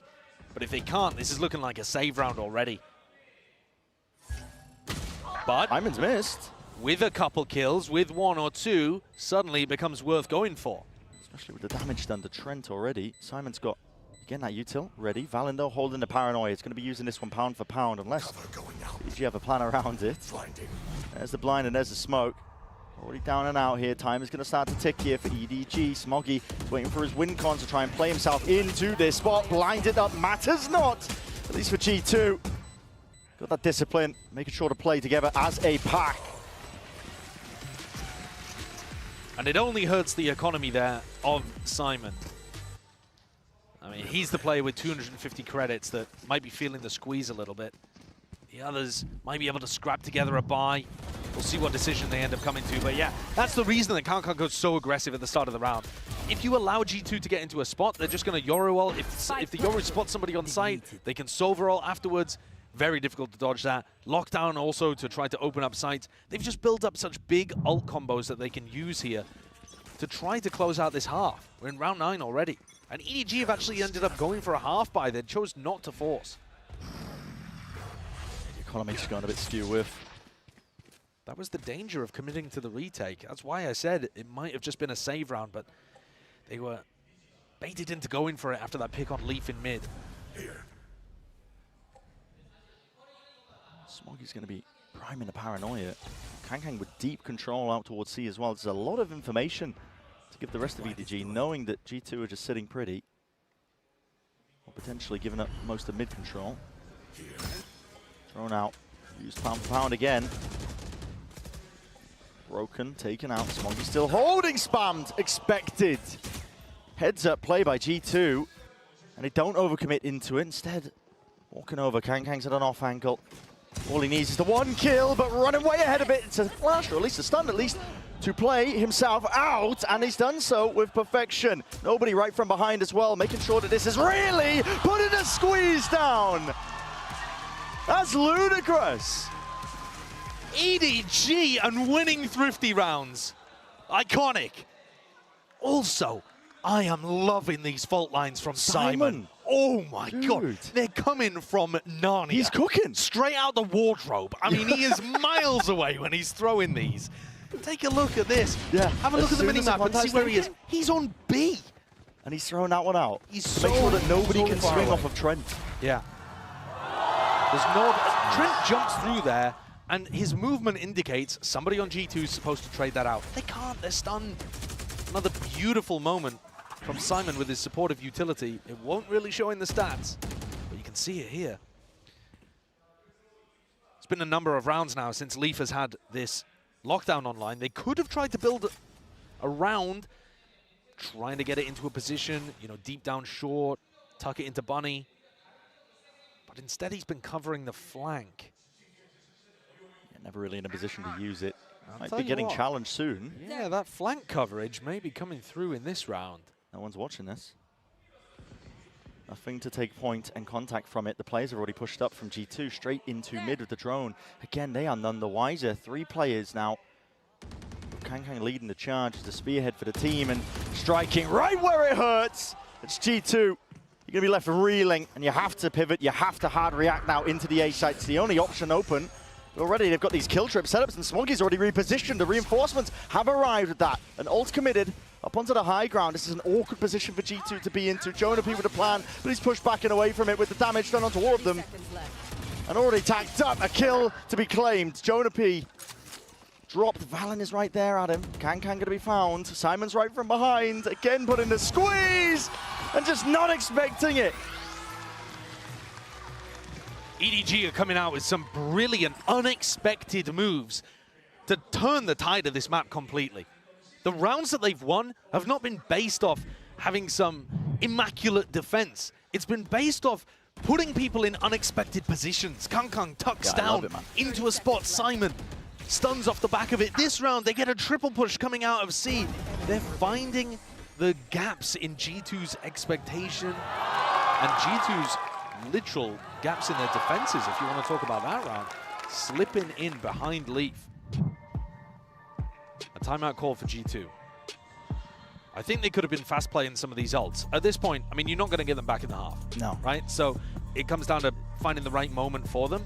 But I mean, you got them so early on, you're basically going to get 1 ult per half at this point. yeah, are you going to really be able to find moments to use Lockdown, Hunter's Fury, and Viper's Pit all in one round? Yeah. Probably not. That's why I was advocating for using them in round 9, round 10, maybe even earlier. But all right, it's 5 apiece. EDG balloons slightly with the win of the pistol, but still with a nice comeback here to even things up. G2 with a scrappy buy, but they are going to force. Okay. In the danger zone potentially, but there's only 2 rounds left to play for in this first half. The Guardian and the Bulldog are not great in these kind of spots. What are they going to go for? As you mentioned, they haven't gone quick into really any of these rounds. Could be trying offset against the conditioning that they've been laying down, which is that slow play, but maybe that will get read by EDG. If they do increase the tempo, Kang is on the wrong side of the map. But no, G2 decide to play this one pretty similarly to the rest of their rounds. Slowly. There's that alarm bot over towards C. Not sure what happened with the alarm bot in the previous round. I wasn't paying attention to it. So that's going to stop any kind of push now from happening. Through spots outmost. It's the trip here for the defensive setup. Kang's at the up though. Great line of sight. Good awareness though from G2, already jump spotting this one with the smoke in their face to try and feign like they're crossed up here. But the lockdown's not going to be stretching into the back section of this C site. And Kang will be able to hold his ground, stand it down. Hunter's Fury now into the corner. That is a nice set play. Haven't seen that one in quite some time. Reminiscent of EG on Fracture back in the day. And I see we'll be able to get that plant down as a result of that one. So baiting him in, but he hadn't cleared Smoggy, but the trade is intact. And there, Valen rewarded with it. that patience that's being played, and with the pit drop down into the back, G2's desperately hunting for the neural theft. He does get it off and stays alive. But what can EDG do with that information? Stun into the corner again. Global util, it's been good. Trent is basically dead to rights. Indeed, cleaned up just from that utility time. Might start to become a problem. Spike's ticking away. Chi-Chu with another one. Pit's still up though. Gotta worry about this one. It's not planted for the pit. Yeah, it's playing out wide here. To tap. He knows he's not playing onto the contact. Jonah P is going to be weaving in and out. Still going to be coverage. There he jumps around the corner, but it's Diamond who saves the bloody day. No! Oh, time getting away. 0.36. That's a ridiculous situation because there wasn't a player on G2 there that really slowed that down. EDG probably could have played that half a second quicker and still had the same result.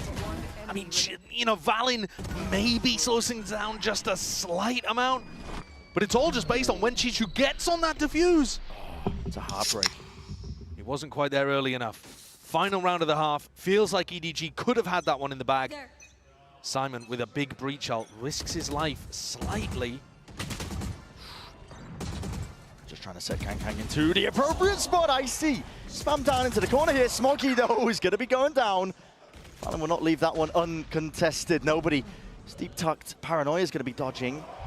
But at least with the draw, no way! Backstabs in play. Kang with all that positioning. 6-6. That is an explosive finish to the first half of Haven. And one more situation where EDG find the gap. Bait them into a big fight in short, walk down mid. Kang is right there for the backstab. It looked like G2 had all of their pieces prettily set up throughout this half. And yeah, EDG have still responded. Salvaged it, man, just from the scraps as well. Forged the path to 6-6, and still, you got to think it's anyone's game.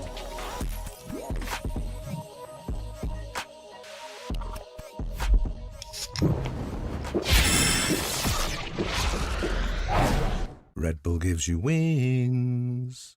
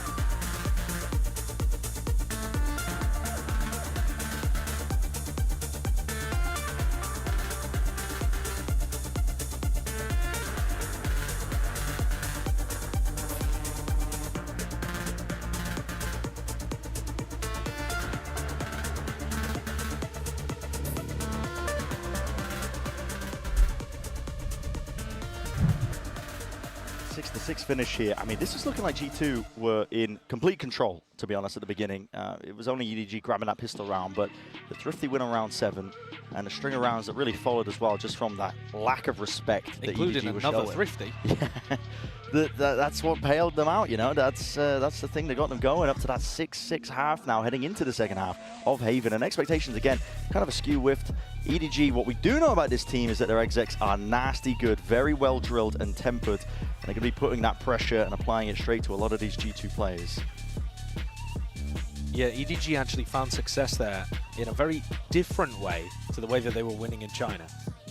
And I think that's a sign of a team that's doing well on the global stage, where you're able to take not just your strengths that were getting you across the line against the Chinese teams, but being able to adapt to what's put in front of you, realizing if we just fight these guys straight up, we're losing the macro game. And realizing that you need to take risks, find those moments to push on defense, to get yourselves tucked into one and dones and then bailing yourselves out with the breach util. All of those plays that were crafted, probably on the fly, worked out really, really nicely. I think the pressure is all on G2 here. All on them.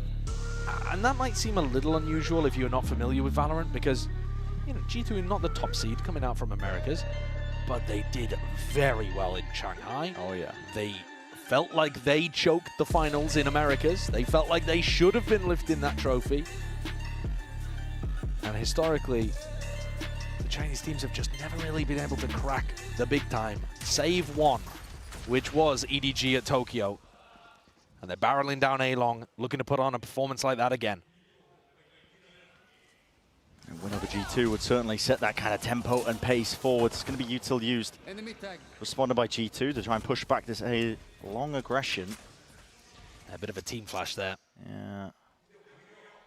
A rough one that might have just saved G2 a little from that opening exec. They still have Paranoia. That didn't even get baited out.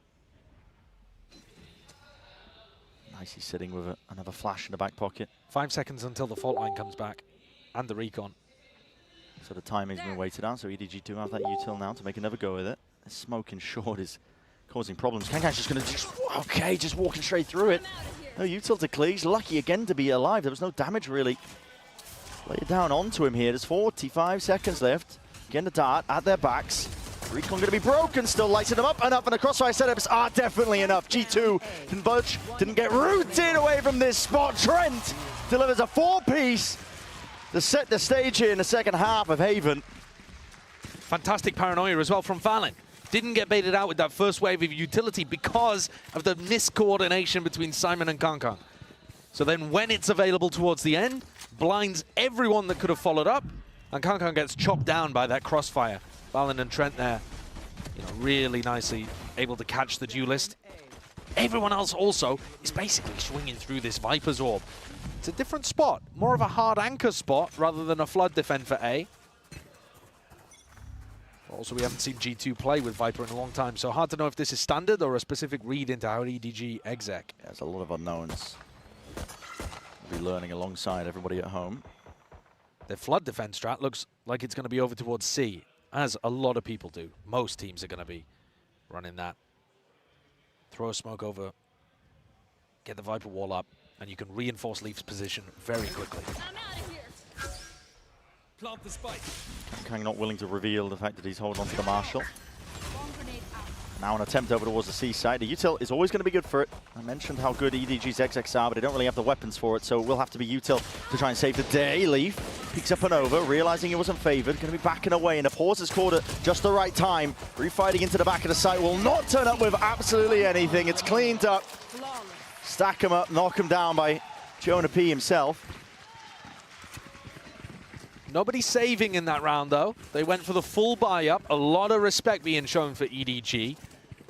But that also means no Vandals, no, Phantoms to carry forward. So this is light weaponry that G2 are coming into their bonus round with. It's good, though, to play scrappily inside smokes. So that's something that EDG are going to have to watch out for and dodge here. And EDG would love to get off on the right foot. Losing this round might make Haven an impossibility. Yeah, might just send them spiraling. Flash through into mid, couple of stray shots. Bit of posturing from Kangkang. Overall though, nice and slow.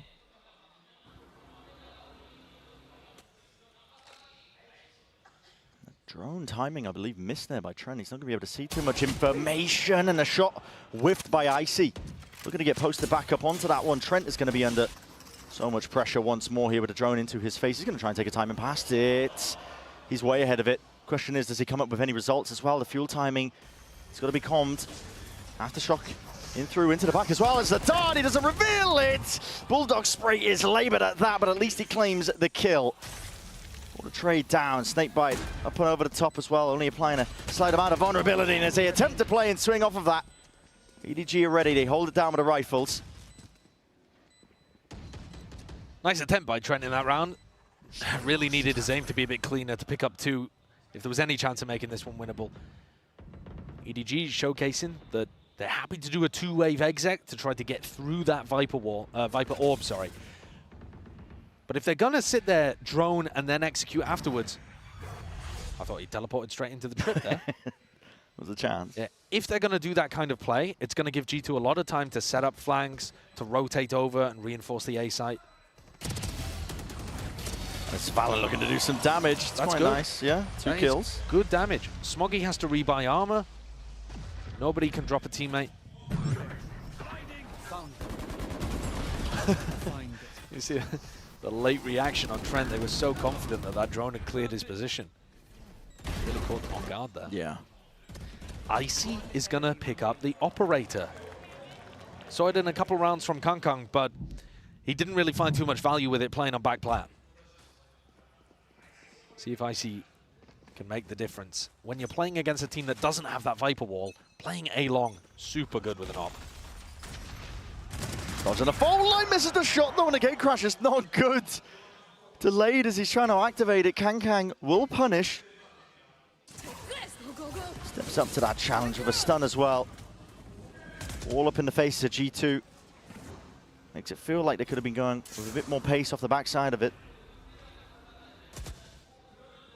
Drone in the mid-round, use the clear. Nobody's going to use it. See if you can gain any more information. Jonah P, they know that the Snake Bite was dropped down, at least from the 1 avenue. Nice cage, threatening like there could be alert going on. Does Jonah P buy it? Doesn't really seem that he does. They're going for a reclear. I mean, as many fights are about to be occurring here. Nobody wins it out through mid. Valen going peekaboo. Rips the head off Smoggy. Backs away and plays his life. Trent as well, baited into a one-and-done position in case there is that re-exploration by EDG. If you had a stat of players fault-lined, Simon would be, He'd be right up there. I mean, that one aimed for Valen, but catches onto Trent. Like you said, he's kind of stuck in short right now. Leaf's going to be asked to do a lot. He has to be worried about this B lurk, and he has to try to cover the C site as well. Viper's down, so Jonah P can't pop that wall up and try to help them flood defend in here. Yeah. And Leaf's getting squeezed. He really is, right from the sides. And the damage done. I mean, listen, Kangkang was almost alone taking that fight at the end of the day anyway. C-plant and G2. Take the tail between their legs there. Going to be going all the way away. They want to save this operator. You certainly don't want that one to fall into enemy hands. Yeah. Making that donation over to Kangkang would be probably a pretty large mistake. Who knows? Maybe they wouldn't even want to play with it on the attack side as a Neon, but Kangkang does love to attack op. I think this round was fairly chalked right from the beginning when Icy fails his shot. Kangkang immediately punishes over there by A-Long. If you're making the investment to put the operator into his hands, as they are again by going and saving it, he's got to be hitting. With Yoru, yes, you can get out, but normally that saves you from the trade. Not if you miss the first shot. Exactly. Got to be good for them. Looks like it just skimmed past his knee. And this one's a particularly weird one because G2 are not going to be able to buy up around their weapons that they just saved. The economy on the others is too poor for it, really. I mean, they could scrap together Bulldogs if real they rough, though. wanted to. I mean, you don't really ever want to be doing that, put in a position to force up around the operator.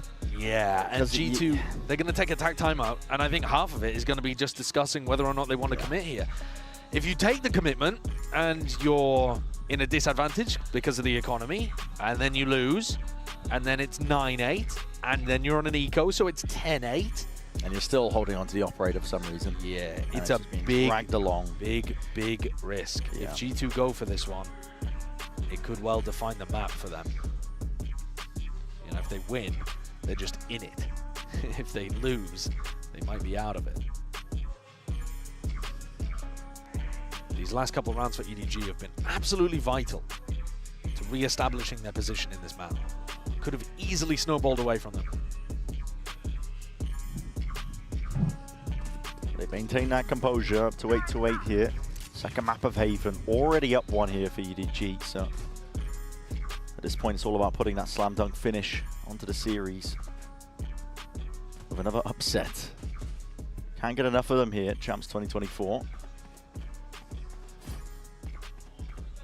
G2 have made the decision not to invest. Trent's only bringing a classic into the round.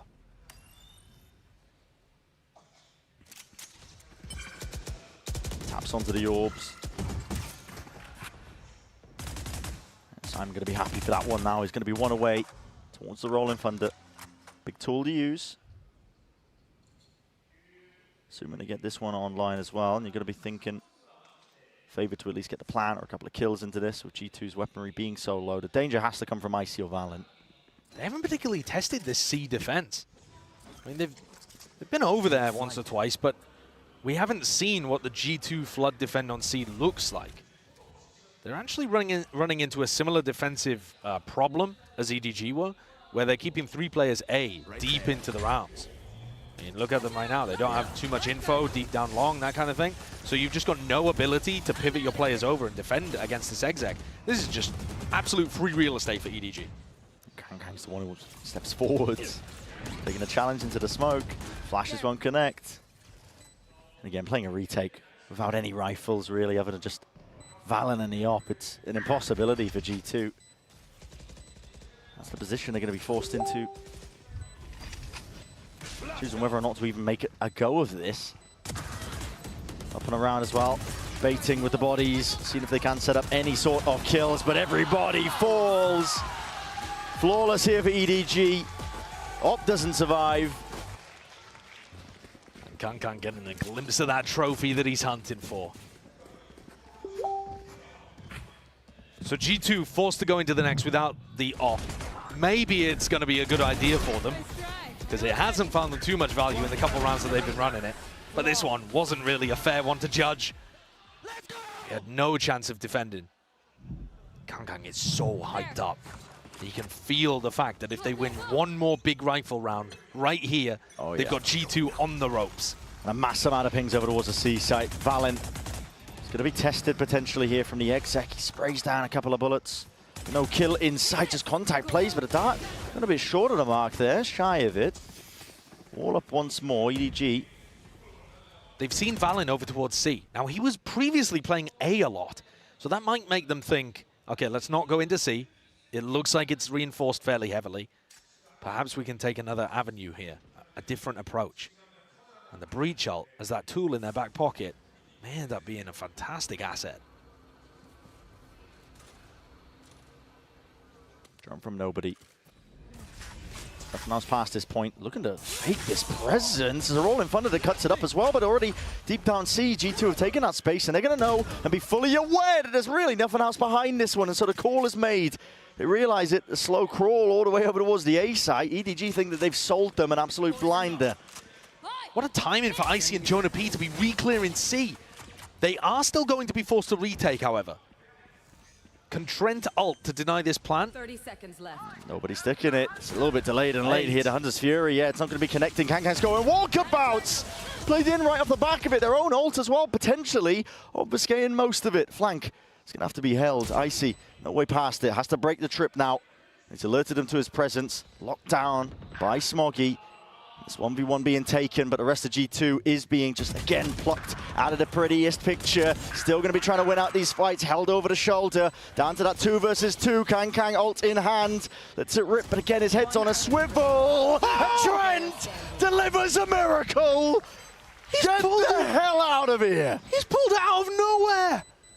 I mean, I had no concept that those players were even lined up. I assumed they were lined up. Has he just hit a crazy spray transfer? Gotta see it in a replay. There's no world in which G2 should be winning that. And they needed that. A round loss there absolutely decimated their economy. They needed this more than any round they've had on Haven. Wasn't a full lineup. That took some serious skill to pull off. Fast reactions. That's right. It's actually insane, Jacob. Light-hearted by the sound of things on G2, but they just got away with murder. Yeah, they're taking the entire map in their stride, despite the fact that it's not quite elimination, but it's a game that will knock them off their feet. Here's a Hunter's Fury to supplement this play as well. Lighten up Trent. Kangkang to capitalize. It's another round where G2, if they lose, their economy's broken. They are not out of the woods yet. Neural to try and potentially play this one into the retake. The Neural theft spots out most of the players. They know that the flank isn't really a threat right now. G2 playing this one in almost entirely together. A lot of util to be used here. Ural already popped off. Blind with the paranoia, up into the corner, spraying away. They know the rough positions of these players as well. They have to collect it all together. Jonah P up onto the high ground. Not enough to collect it. Drop down and spray down. Simon delivers them around, and the players are delivered right to his bloody lap. A perfect response for what Trent just did in the previous round. Hitting a similar level of spray down. G2, no answers, no economy. I love the increase of pace as well. You look at the way that G2 are defending on the A side. They've got that Viper Orb that needs to come up. They need Valen's Paranoia in that spot. EDG just caught them with only a single player looking to defend, reading that Trent was the only one home. EDG should be favored to get up to 11 here, and that is within touching distance of securing this match and going to playoffs. The only #1 seed that would have managed that so far. The one that was least expected. From inarguably the weakest region, and I don't mean that as a knock on China, just historically, trophies gained, depth in tournaments, China hasn't been there yet. But that yet is doing a ton of heavy lifting here at Champs. It's the key word. The tide might be changing. EDG are grouped up here, contacting most of the way forwards. I know there's not too much of a risk, but G2 are taking a gamble of their own on the eco. To stack of players could present some danger, especially with EDG just making sure to walk all the way, most of the way through this one, spotting the contact here. And now, Dart not going to be dealt with, lighting them up. Cutting it up into the crossfire setup with the smokes finally blooming and blossoming, and Icy trying to flash himself in, making a play, but this is EDG up to 11. G2 are going to have to make an adjustment to reinforce this A site. It's been such a glaring weakness in their defense now. Did every pellet miss? Who knows how that one's happened. Leaf is one away from getting a lockdown. Trent is a couple away from a Hunter's Fury. These kind of ults can really reinforce an A site. They work for plant denial, they work for a retake potential as well. But they're going to get them online by dying, really. That's not a great way for the end of your map to look. No. EDG, like I said, touching distance now. And as we mentioned right at the beginning of this series as well, EDG, they were the top dogs in China for quite some time regionally, but they've been overshadowed a lot. Pushed to the brink by their own region. And not just that as well, they've been watching some of the other teams at this very event, even just earlier today, overshadow them. But EDG not willing to go down quietly. They want to show the strength of their region, the strength of their team, the improvements that have been made. I'm dead impressed. The pace and tempo. It's turned up, increased off the back of it. Ult not committed, in fact, just broken. Kang trying to play himself in. It's doubled up. Movement slightly ajar, enough to just offset all of it. And pre-fires into the corner. Hunter's Fury again to supplement and push back EDG away from this C site. G2 are using huge amounts of ultimates here, but it is getting them the value. 5v3 and G2 are looking to re-clear over towards Garage. Picked up. G2's got it now. Does he realize he's back? He's got enemies there. Silent drop down, Leaf. He nails it. Chichu drops, so does the spike. Nobody going for another reclamation. No, my goodness. Smoggy can only do so much into this spot. He's got the time to work with, but unfortunately, insurmountable odds. And it's all set against them here. G2 will not go down themselves. That was a good setup. They had Viper's Pit over towards A, reinforcing that site that has been a weakness for them.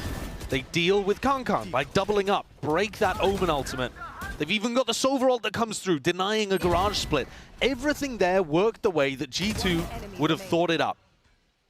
But now they don't have the Hunter's Fury. Now they don't have the Pit to reinforce the A site. So now it becomes incredibly important that we see a change around in the defensive setup for G2. The A site has been a massive weakness. EDG are going to try to exploit that. Or fake that they're going to try to exploit that. 3 players cemented in place for G2 on A. And Icy incentivized to go for the push down C. And this is ballsy. Yes, he has the gate crash, but he's taking this fight almost alone. Nobody. He's droned up and right ahead of it. Nobody. Bursted down, beamed down. Where's the follow-up and through? It's up through Garage. And Kang will be dropped. Leaf making sure to shore up those defenses with the reinforcements now scattering and arriving. There are some potential holes here into the setup, and Chichu has found one of them. Very safe positioning there from Icy and Leaf. They don't want to get caught out. They're happy to give the C site over. They've got lockdown for the retake, as long as Leaf doesn't die right now. Why not play like that? It's a 3v5. Don't give away any unnecessary advantages. Fault line. Push into the spawn. Smoggy wants to go with things, but it did not connect. Not onto Icy, not this time. Simon with the plant. Stuck in place, Chichu's still there, pushing forwards, Aftershock as well. It's all highlighted and orchestrated like they want to try and fight this once again, and G2 are fully aware. Anti-flash, a dart into the back.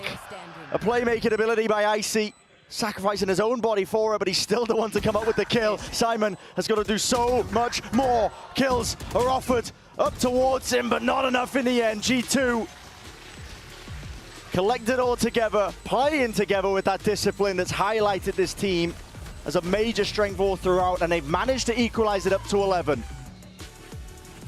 That A fake was such a beautiful call from EDG. And Icy's push down C long should have been punished if nobody had a single other player with him. Icy goes down in this spot, you gotta think it. And yet both of their players that were in more solo positions, Nobody and Kangkang, both fell. Do the thing, 11-11. Don't know what the thing is, but I've got to imagine here, EDG are taking attack timeout. Okay. They were all set up. We could see on the minimap, all set up to go for an A hit. I would imagine it wasn't going to be another fake. Just reading into the psychology of the way that players normally play the game, if you run a fake play and it doesn't work, and the only thing that's been working for you recently is the big site execs on A, I would expect EDG to just go for it. Maybe the coach has hit the button here because he didn't like what the call was, when things are getting to crunch time. Possibly getting ahead of ourselves. I mean, I can see the economy. Of course, there's options for EDG to adjust, but Kangkang does have that operator into his hands on the attack side. So if you're going to be going into an A hit as well, it's not really the best tool for the job. At the same time, it's something that EDG do very often. Yeah. They will often run fast plays where Kangkang is opping. He's just super comfortable in those kind of spots. Is it the best way of playing the game? No, not really. But does he still find value with it? Yeah. More often than he should, I would say. And they've still got this huge breach ult to use. I think they're expecting G2 to be playing in retake positions. You look at the ult status. Attacking team has breach ult, defending team has killjoy ult. You're expecting defenders to be playing retake quite a lot of the time, which means that EDG might want to try to take the site for free and not use that breach ult. You might get some weird situations here where Simon's trying to be a bit greedy, hold it for post-plant, and gets punished. 11-11. Nice and cautious here by EDG. They're hoping and praying that somebody will just peek onto this A-long angle for the information. Full prey to Kangkang with the up. It's been jiggled, I believe, onto the other side of things. Chichu also going exploration. Oh, Garage does manage to fire a few bullets necessary, takes out the alarm bot. And now Nobody actually has somebody with him, right? He's not going to get timinged. All from Icy. This is going to be used roughly around the minute mark. He needs that mid-round information for the rest of his team. Spotting two of these players in through mid. Pretty big tell. Exiting out, gate crashes. Potentially to the other side of the map as well. So a slow and steady play by EDG. The longer this goes. Oh, Kangkang misses it with a shoulder peek. And the awareness is now there for G2. They do not want to offer any more chances. Shock dart. Rebounds. Patience played, but A-long has been given up with only 35 seconds. This looks like it's moving, the jump spot. Trent tempt him twice. Rolling Thunder now committed. Paranoia alongside it. Valen is tucked safe. Nicely inside the orb. Stunned up. Matters not. This guy's still alive and kicking here with a flash of his own as well to play into the back pocket. The rest of his team are already played all the way in. Simon weaving in and out. Nowhere to play.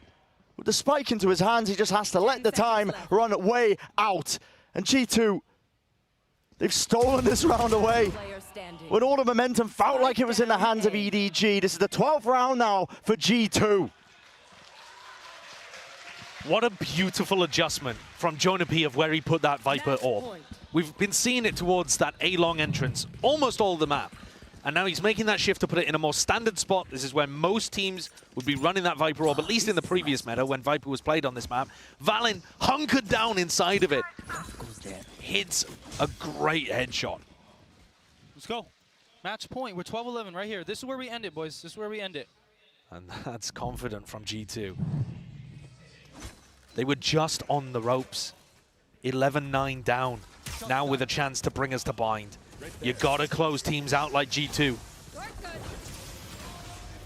Kangang's going to take matters into his own hands here. Order util to set it up. Another fast play from EDG. Again, an open site for the taking. Fault line in through the link as well, but G2 and none playing towards it. Wisened up to the tricks of the trade. Lockdown's going to be used as well to clear this one out nice and freely. No more util has to be used here by G2. Drone in through the back. Trent's going to be threatening, like it could be making a play for this one.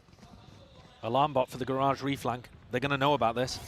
Nobody's already passed it though. Alarm bot triggers. Jonah P defusing half onto the board. This is for the map. Someone needs to stop this. Someone needs to stop this. But no one is there. G2 right from beneath them. They steal the map away. And bind is fainted to happen. I think steal is the perfect word to use there. EDG looked like they were in control, up 11-9. You have to close out against teams like G2. You cannot afford to let the series go deeper. EDG have just lost control.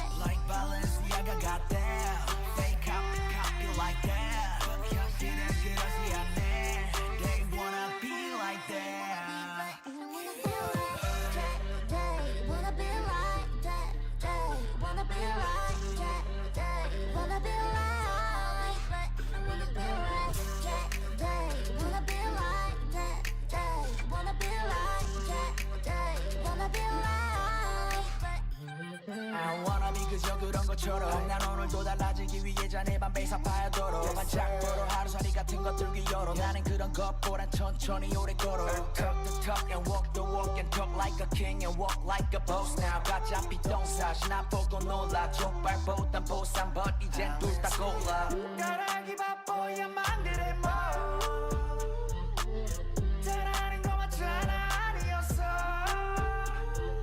발렌시아가 누워서 하나 골라 쉬고 하나쯤은 재미로나 내가 하는 하나하나 everybody wanna be like this shiny Balenciaga got that fake up, pick up the like that 현실은 그렇지 않네 They wanna be like that Like Balenciaga got that fake up, pick up you like that 현실은 그렇지 않네 They wanna be like that They wanna be like that They wanna be like that They wanna be like that They wanna be like that They wanna be like that They wanna be like that They wanna be like that They wanna be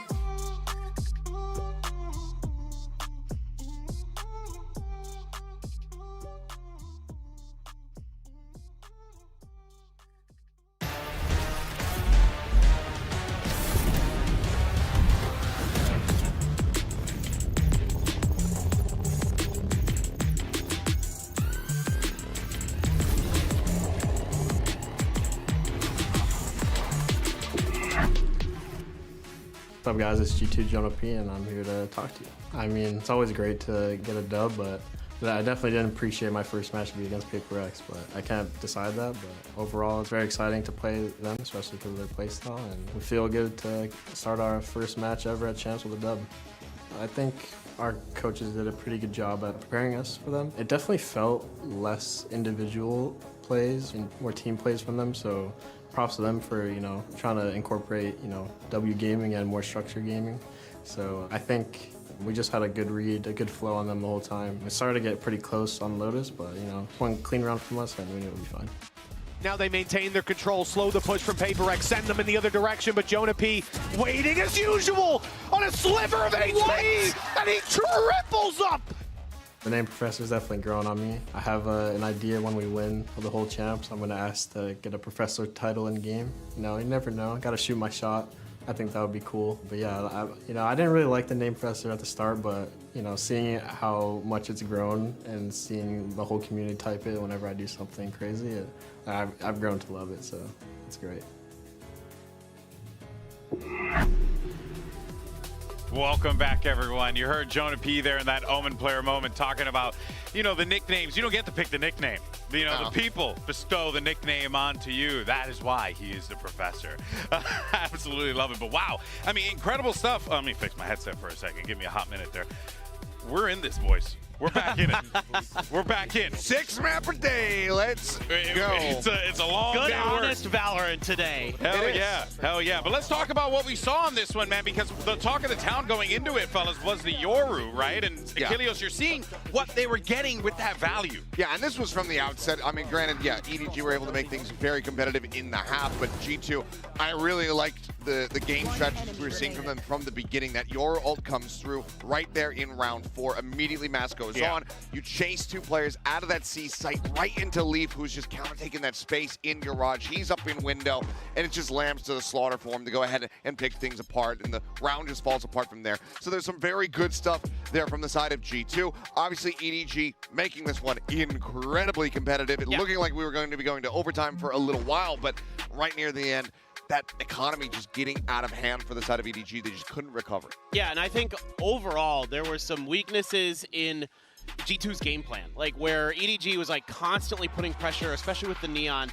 on the extremities of the map. Long C, long A were really difficult for G2 at times here. The and flanks that's why, were nasty. Yes, the flanks were great, and just their ability to control that space, you know, using Kong Kong to kind of dash in and out, to get some op shots to whiff and things like that, really did cause G2 some trouble. However, their fundamentals came into check. They came back, they started having these great retakes. The Yoru ults were so amazing, like you're talking about. Every time it had a ton of impact, even if it was on a retake or if it was on just an info gathering mission. It really made it a lot more difficult for EDG to work the map the way they wanted. Yeah, it felt like whenever they, you know, had the opportunities to pop those ults, right, they were getting some kind of value. Hunter's Fury, Viper's Pit, they were finding that value wherever it was, you know, available to them. Yeah, and they were able to pick up the dub there. But one player that we were really hoping to see come online in map 2 was Leaf, and he did just that.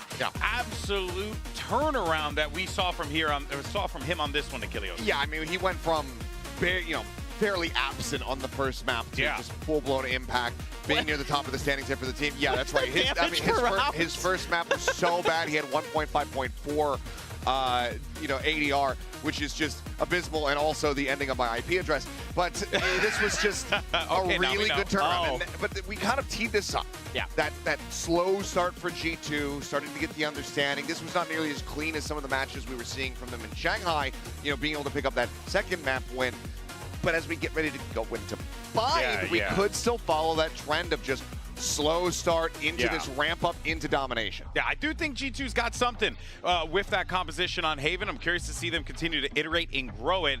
But now we set our sights to bind. I was actually talking to Sideshow about this before, where he was reading the series layout to me.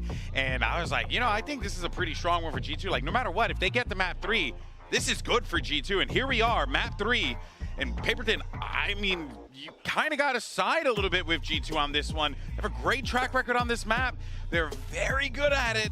So, I don't know. I'm curious to see what the community thinks. I'm with you. I felt that way going into Icebox, though. I felt like their fundamentals, their structure, would get them over the line against some of the quote-unquote messiness that, EDG brings. However, EDG had some good ideas to counter it. They were able to kick some doors in, find some opportune moments to catch G2 off guard. So G2 here, they play the standard bind comp, and they played it to perfection. They were undefeated in Stage 2, and America's on it. And they weren't just undefeated, they were destroying teams. I think the closest scoreline was like 13-8. Like, they are phenomenal at this map, but EDG also very, very good at this map. They switched up their comp very recently.